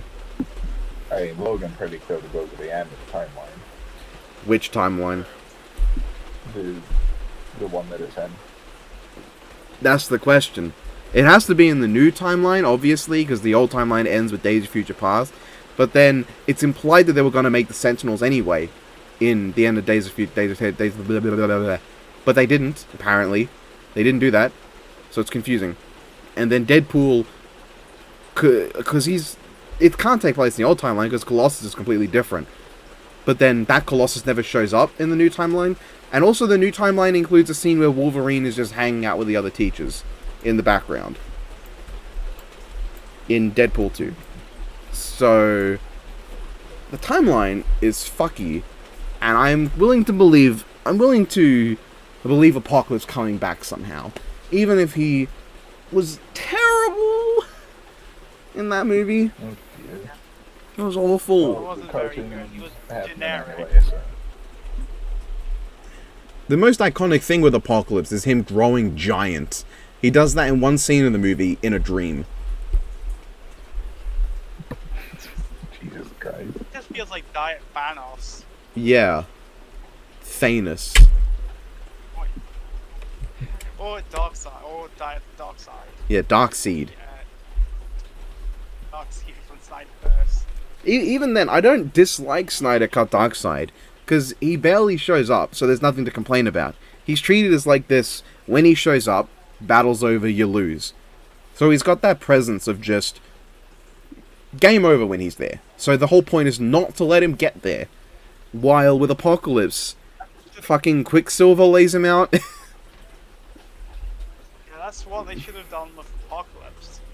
Yeah, That's what the comics do a lot of time with Apocalypse. he's just unstoppable. Except all the times Magneto beat him really easily, of course. Usually he's unstoppable. Yeah, it's like, I hope for Black Adam vs. Apocalypse they convey that both of them are juggernauts of power. Yeah, they'd better. That's one of my, for the most part, that's one of my complaints for like Thor vs. Vegeta outside of the big final flash. And they didn't really convey how strong Thor and Vegeta are. Because Thor doesn't do anything for half the fight. Yeah, he just gets wailed on, and his only big attack, like, barely does anything to a mountain. It doesn't even damage it. At the very least, Like, Thor's the only one who gets a cool scene where he's fucked up and is still fighting when he comes out of the final flash. Vegeta does not. That's, I mean, Vegeta gets that's to, like, probably tank the best hits from moment in the Mjolnir. entire fight. Vegeta tanking hits from Mjolnir doesn't make him feel like a really badass Juggernaut. It just makes him feel like, oh, okay, I guess even though Ultra Ego doesn't let him tank hits, he can just tank them now. Okay. Yeah. It's way cooler if he was like getting really fucked up by Mjolnir, but the whole time he remained standing on his 2 feet, and like Yeah. that would be a lot cooler. He's getting the shit beat out of him, but because of Ultra Ego, he remains standing on his feet and fights back. Like that'd be much cooler. Isn't Vegeta vs. Thor like the fan favorite of the season? I think it might be the most common #1 pick I've seen for people. That's really fucking lame. I mean, but I respect it because I really like the episode. I think it's okay. I'm just. It's so generic. I think the #1 pick would be Omni-Man Homelander. Granted, a lot of people don't. Yeah. People have mixed Omni-Man feelings on Homelander, Omni-Man Vegeta Thor Homelander. are the 2 big ones. It, Yeah. like between them, Omni-Man Homelander is a completely unique episode that stands out amongst a lot of them, and then Thor Vegeta is like the most baseline zero brain fight. Like, unless they're ranking it on the tracks, then like if someone says Princess of Pride is their favorite track, then I would mean, if people just not want to see disagree. two characters do hype shit, Vegeta vs. Thor delivers on the hype better than most stuff this season, I think. I would definitely struggle to say that, given how little hype's in it. Like, the final flash is the only hype part of that whole fight to me. Fair. The ending's amazing. The rest of it's just got a lot of good action. Just cool stuff, really. And most of it's just Thor getting the shit kicked out of him. That's my issue with the fight. It's kind of like Horror Storm. It's like you have. Honestly, Vegeta 4 probably has a lot of the same issues as Horror Storm. Like, it looks really good. Like, visually, both Horror Storm and 4 Vegeta look just stunning at points. But it also has kind of limp choreography. It's basically no choreography for most of Thor Vegeta. It's basically just that 1 minute melee thing where one character gets the combo ball and just keeps laying in combos until the other one gets it back. Except this time Thor never gets it back. He swings at Vegeta a few times at the start and misses. And then he gets wombo comboed. And then he lands like one hit with Mjolnir that knocks Vegeta down. And then Vegeta lets him hit him. And then Vegeta starts combo balling on him again. And then they're finally matching each other for like a split second before they get to the big laser battle where Thor misses and hits some rocks. And Vegeta gets to be awesome. I kind of wish maybe they could have done like a full-on beam struggle. That would have been cool, but also Granted, I'm not like every Hey, time the beam struggle, sure then how- Vegeta would have had to lose that. And we No, could've I gotten think Titan the way it Flash. should have been is that they had the beam struggle, and then while Vegeta's losing, then he instant transmissions behind Thor, and then he does the Gamma Burst Flash, which is his ultimate technique, and that is where the big impact blast comes in. Gamma Burst Flash. Gamma Burst Flash is something he does in the manga against Zamasu, and it takes out like 6 Zamasus at once. Like it's have read those chapters by for far so long. the strongest technique he has that isn't Final Explosion. At least it should theoretically be his strongest, and that's what he should have dropped in the final bit. Like that would have been so hype, especially because it would look different to every other blast we get. It'd be green, I think, and the only character with a green blast so far has been Broly. I'm glad they didn't use Final Explosion in the fight. It's like, especially how Super did it, because how Super did Final Explosion was dumb. Yeah, he just lives because of course he does. It would So have- does Android 17. It would have been They both okay. killed themselves, like- It would have been okay if like he genuinely thought he had to do that to win, but Toppo knocked him out of it before he finished the technique, and Toppo was partially saying, "You really shouldn't throw your life away when it's not going to work, mate."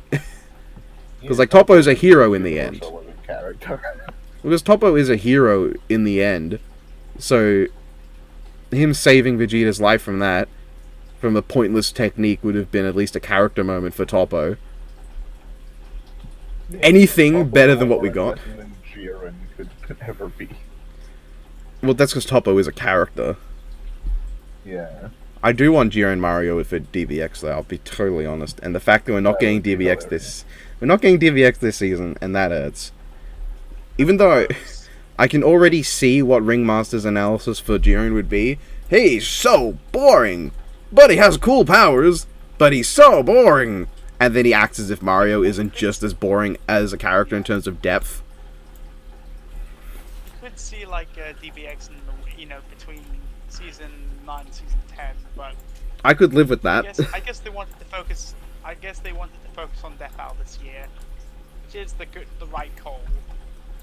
Yeah, I'm so glad that we're not back to 20 episode seasons. Yeah, wait till next year. Oh god. I I hope li- not. I like how my excitement for Deska Death Battle went from I'm so happy it's back to okay, maybe it'll get better to oh god, please let it end to oh there's more episodes. Yeah, my reaction to Death Hour coming back has not changed much. I went from, oh okay, I don't really care, and now that I've watched the episodes, I'm still like, oh, okay, I still don't really care. I like to imagine the difference is you started with I'm happy for Deska Death Battle fans to I'm sorry for Deska Death Battle fans. I It's don't like, know how I've well always- these episodes have been received. People could like them more than Have I you do. not seen my comment sections?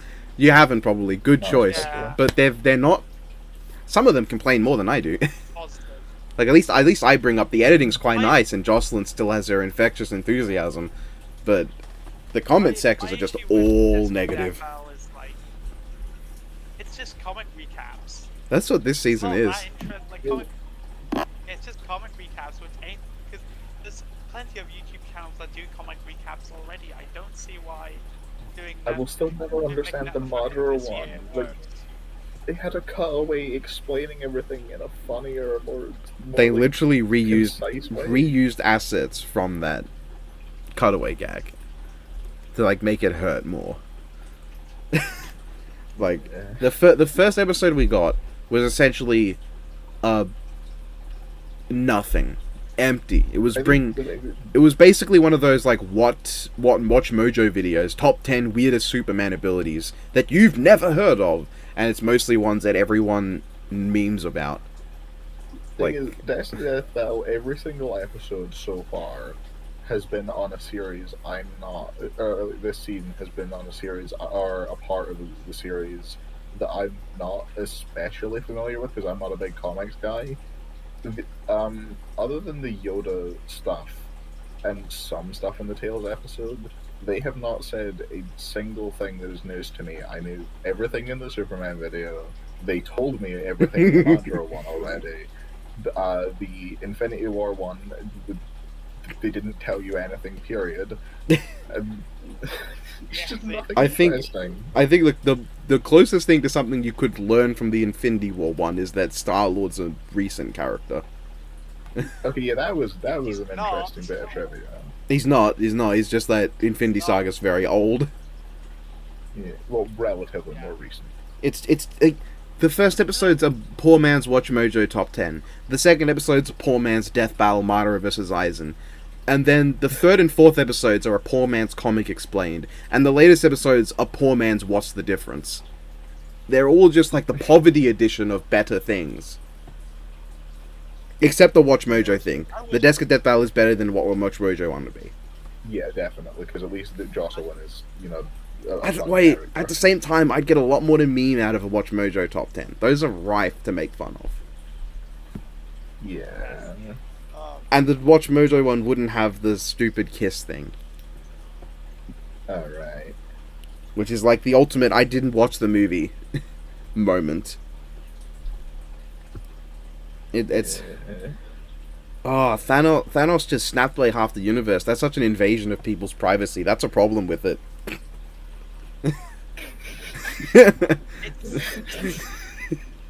It's just not that funny. Like, I love Jocelyn. Jocelyn's great.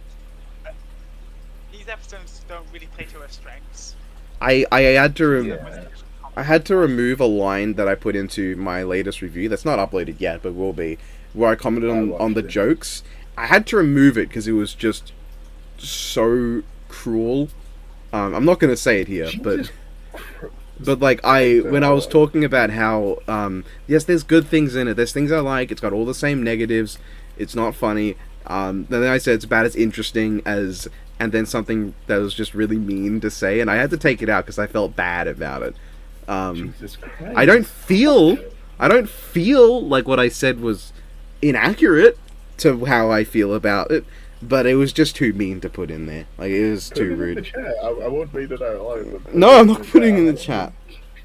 Tell us when we stop the recording. Actually, it's kind of funny because my audio just quickly cut out and I didn't even hear it, so I didn't even hear it. He didn't say it. He didn't say what the thing was. Oh, okay. I have to dig into my script to find it again, because I don't remember. It was the wording I used that I thought was like, oh, you know what, that's too mean. But I don't think I have my script or the recording anymore, so I'd have to try and remember it. But I'm happy to not remember it, because like the writers aren't putting in no effort, I think. So No, there's some effort being put into it. Just feels like they're choosing the wrong material to cover. there are some almost jokes. Yeah. Yeah, this kind of feels kind of like filler in between scenes. You know, like I guess. As Which I it said, is. They probably want to put most of their budget and time into Death Battle. Which You know- is the right call, but like it leads to Death Battle kind of suffering. There are a few things that made me think that Dummy would be like a co-host to this season of Desk of Death Battle. I'm glad he's not, because I don't need him being tarnished in the same way. I mean, people already, for the most part, don't like him, but like, I don't have a problem with him, and I don't need him tarnished by this, frankly. Same with Ringmaster. Like, Ringmaster could have easily been co-hosting this too. I don't need him tarnished with this. He gets enough shit for hosting DBX. I still think the backlash to him and Jinx Harley was completely unwarranted. I think the backlash for him in general with DBX was more unwarranted, because like people were going out of their way to hate on it before he even got to do anything, and Yeah. he wasn't great, but like he was not as bad as some of the animations. He was charismatic, and like, even if the analyses themselves weren't anything interesting, they were like. I think season 6 really turned it around. Mm. Billy in general is kind of a cool dude, so it's like I may not always agree with you like Ringmaster, but I always like Billy, and the energy Ringmaster brings is great. Frankly, I enjoy He's great when he has someone to bounce off. when Ringmaster was bouncing off Wiz in DBX. I generally found it more entertaining than most Wiz and Boomstick interactions in the latest few seasons. Yeah, which is really Black Adam sad. Apocalypse. Putting the bet aside, Black Adam Apocalypse is one of my favorite analysis portions of anything in recent Death Battle. Yeah, it's just like Wiz and Boomstick's dynamic is not as fun half the time anymore. While with Ringmaster with Wiz and Boomstick, it's fun. I like it. I just struggle to think of, like, other than Predator versus Fett being pretty unfunny, I think every episode this season's managed to have the Wiz and Boomstick stuff be on point. The only thing I can remember that I really liked in any episode's analysis was everything in Excalibur Raiden. Oh my god, yeah, that was actually just peak Death that Battle was great. analysis. That was what Macho Man vs. Kool-Aid Man should have been. Just saying. Should have been, but it wasn't. That entire episode was everything Macho Man vs. Kool-Aid Man should have been. Just a bunch of bullshit that made very little sense, but was a lot of fun and just. But very, wouldn't it have been so very funny if in the middle of Excalibur Raiden, Wiz went on a journey to look for his mum? No. Man, that was just disappointing. I'm just imagining a cutaway gag where Wiz is like, now I'm gonna go look for my mum, and you just see like a 20-second bit of him driving out of the workplace, driving home, saying hi to his mum, giving her a hug, and then going back, and Boomstick's just confused. I would love that. That would actually It would actually really Kool-Aid Randy for me. be like 20 seconds of him just driving normal and maybe coughing once or talking. He just knocks on the door. Hey, mum, gives her a hug, and then I gotta go back to work. And then you cut back, and Boomstick's been standing there the whole time. He just blankly. He's not even got like a beer in his hand or anything. He's just like he's basically posing. He's still smiling though. He's still got like the stock smile on his face. So he's just been really happy about nothing in particular. I gotta file that under a not death battle joke idea. I gotta do that. Make that a not Death Battle joke. But here's a question I want to ask you. Are they going to repeat the same joke with League of Legends as they did with Warcraft, considering the fact that Chad was a huge Warcraft player? Like, are they going to make a joke about the fact that Boomstick used to play World of Warcraft? I hope so, because I actually give like backstory to the character. I kind of hope Show not, one because of I them can as big I can hear in my head Boomstick saying, "I'm a hardcore gamer," and I don't like that. I don't like that. I want it even more. You fucking would. I want to save that for when we get a Fortnite episode. I'm going to say hardcore gamer in a Fortnite. Thing is, with Boomstick being a World of Warcraft, or I guess with like Ringmaster being a League player, the thing is that wasn't really so much a joke. That was just his portion of the analysis, and it made sense for him to be the one talking about like ideal loadouts for Jinx and all that stuff because he would know. So that wasn't even so much a joke. It just was a bit of character for him. Yeah, I joke about Fortnite versus Raid Shadow Legends a lot, but I realize that would rake in views. Oh, absolutely. That would get mad views, and I want a Fortnite episode so bad. I want a Fortnite episode. I want it to be a really good one. Awesome. Just because there are people who say they don't want Fortnite purely for the fact that Fortnite is memed so hard, and they're here saying they want Senator Armstrong versus Scrimblow Bimblow, and I'm thinking, what the fuck? I want an episode with Peely solely so we can bring back banana slips on Man.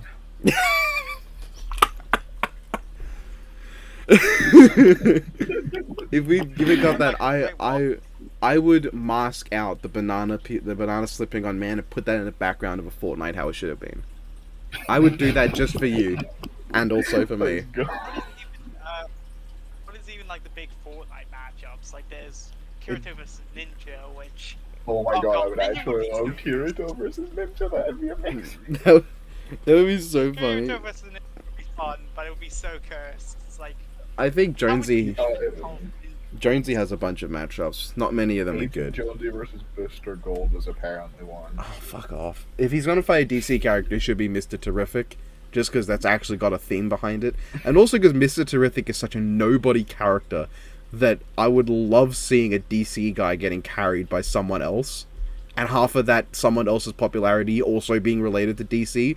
It would just be a very funny feedback loop to me. Oh god. I'm I'm looking at Jonesy matchups, and I'm like, Steve versus Jonesy kind of makes sense, but I'm like, Terrarium. that would be the most. I hate using this word, but that would be like the most normie of matchups. We need to get Jonesy versus Robloxian. Oh, please. Genuinely, I would pop off so hard for If they that. include footage of the Roblox hide-and-seek game, I've put more time into that over the course of my I want- life than I'm willing to admit. I want there to be a really dramatic death, but it just ends with oof. Like all the That build up would is just be a great, oof. yeah.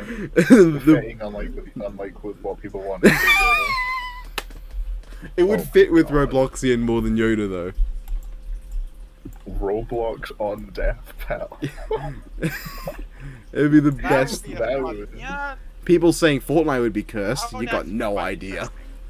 I would actually be so happy if they did Roblox versus Fortnite. That sounds like no, actually, the community would make that miserable. We can't. Yeah, have that's nice why things you to just that's why you should just not Sure, look at the yeah. community. You should just hang out with your friends. do. Yeah. I Oh, I didn't really have much of a choice in that for Macho Man College Man.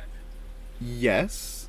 I But this would be kind of dread the day Fortnite gets announced in Death Out, because like the community's just gonna be completely ruined. It like There should just be. I wouldn't mind it, but like it would just be kind of miserable seeing people complaining about normie man, certain people complaining about the fact that they're doing it for the clicks. I'm like, No. they probably just want it to be funny. What we need next year's bonus episode, Wiz and Boomstick get into both multiverses and Fortnite, and we get Jonesy versus LeBron James. That's what we need to happen. That's what we need. But yeah. Yeah. Oh, I can't wait for how Sora versus LeBron James is like the big meme match right now. Unfortunately, I can't wait for that to be like everyone pushes for that for the bet, and then when it finally gets revealed, like, LeBron James is a real person. It's kind of fucked up. It's not okay. Can't be doing that. and then LeBron James I wins. guess you could use like the fictional versions. But, like, Yeah, that's not the I point. think Is that's just LeBron what James- happened. with Generally, Batman Kool-Aid Man. just do LeBron James versus Shaquille O'Neal. Unironically, do Shaq Fu versus Space Jam 2. Just That do would it. Actually be sad. It'd be great. If It should they were just to do it should a just real start as a version, basketball game. I'm just saying, Adam Sandler versus Jim Carrey. Adam Sandler versus That- Jim Carrey absolutely should happen. Oh, That would that actually be my fun. favorite thing. That'd be so good. It's best There because is a you know if one of them dies, and one of them will die, and if they know that they died in this web series, they would probably tweet and just accept it and just play into the joke. As long as the death isn't like horrifically gory or anything. I can see Jim Carrey tweeting, "Oh yeah, I forgot when I died like this." I would just think I haven't seen all their filmographies, but just getting to see movies like Uncut Gems or The Truman Show being used as death battle footage would be surreal.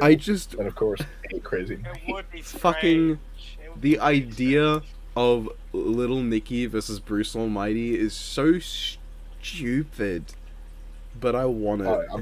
I'm very sad that because Dracula would be included for Sandler, that just makes Click irrelevant because he can just do the Click remote powers with his bare hands now.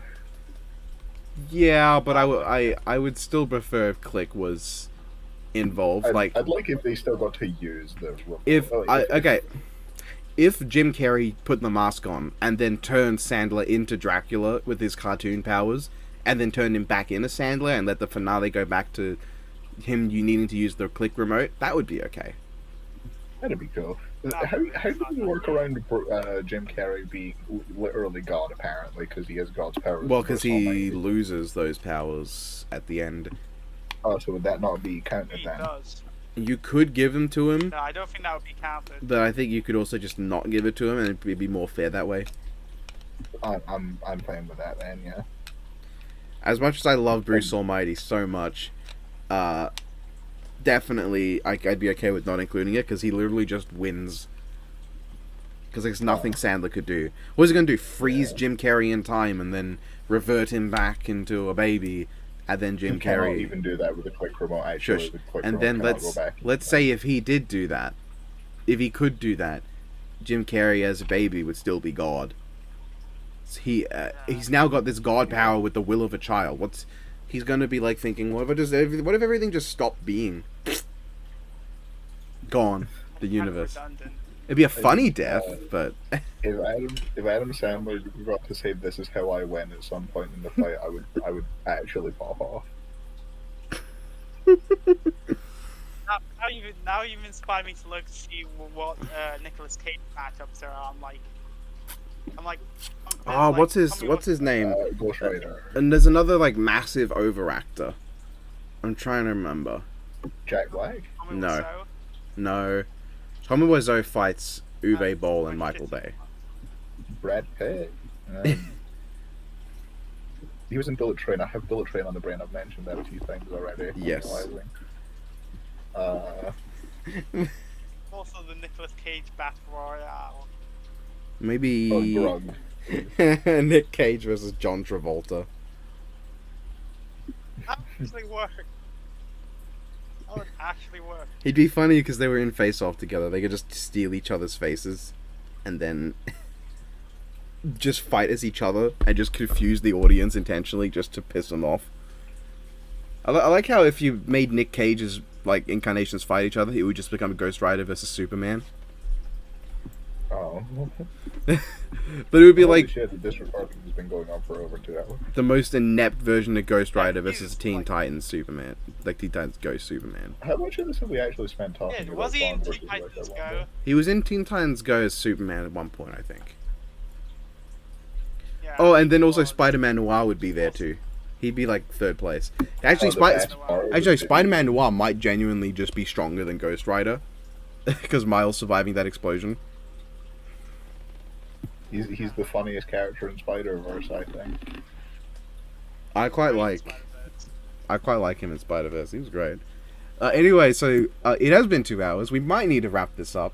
I think we probably should, because I do have to leave in half an hour for that dentist appointment. Yeah, you know It's been a lot of fun. those Welsh dentist appointments, they're ridiculous.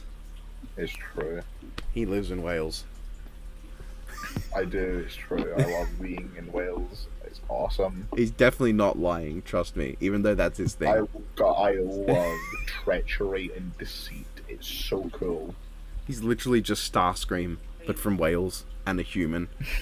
And I mean, I live in Scotland, which is basically drunks, bagpipes, and sheep. Well, actually, does Wales have more sheep than Scotland? That's the thought. I don't know. Nobody knows anything about Wales. the other thing I know about You're right. Wales is that Wales invented a really cool King Arthur character, and then the French ruined him. As they tend to do. Well, the French also, like, Yeah. played up Gawain a lot, and I like Gawain. But, yeah, the French also did make Sir Eric, so maybe the French do need to just stop writing. France, L. The biggest French L is making a character who's less likable than one who does sexual assault. That's impressive. Jesus Christ.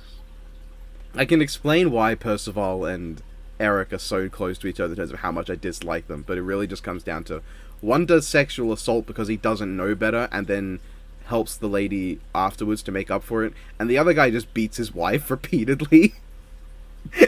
Jesus Christ. So one of them did a worse thing, but he tried to make up for it, and he just genuinely didn't know better because he was raised really poorly.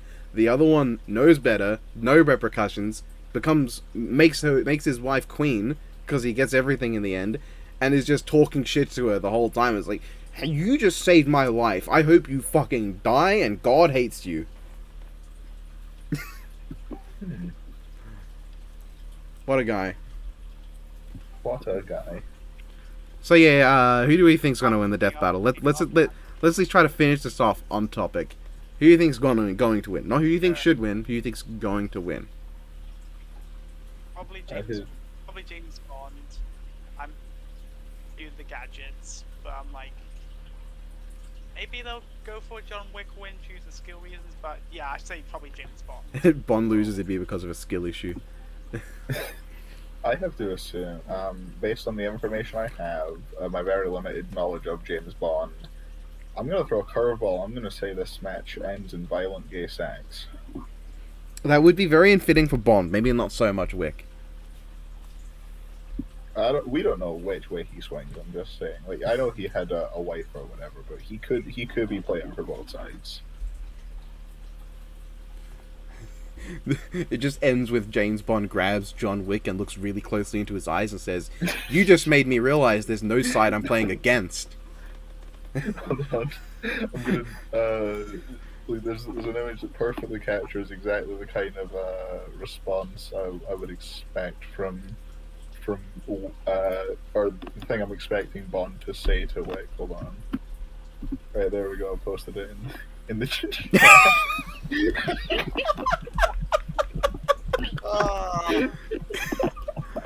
The Aston Martin has never looked better.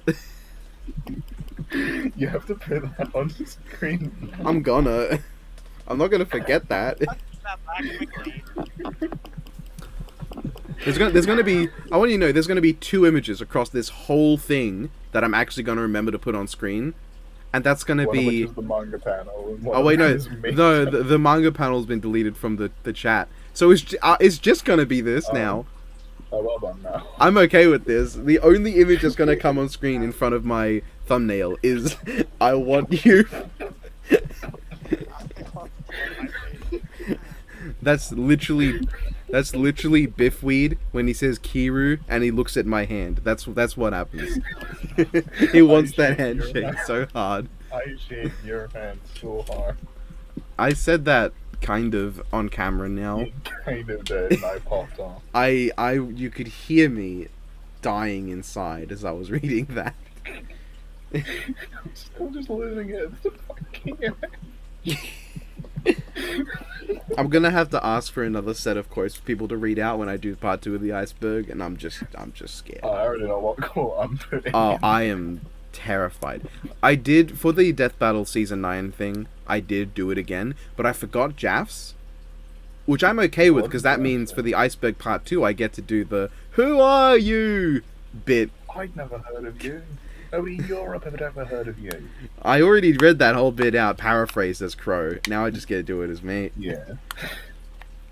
I've actually got tickets to see the Black Adam movie. I can't wait to hear that. I could not do a good Wiz impression to save my life.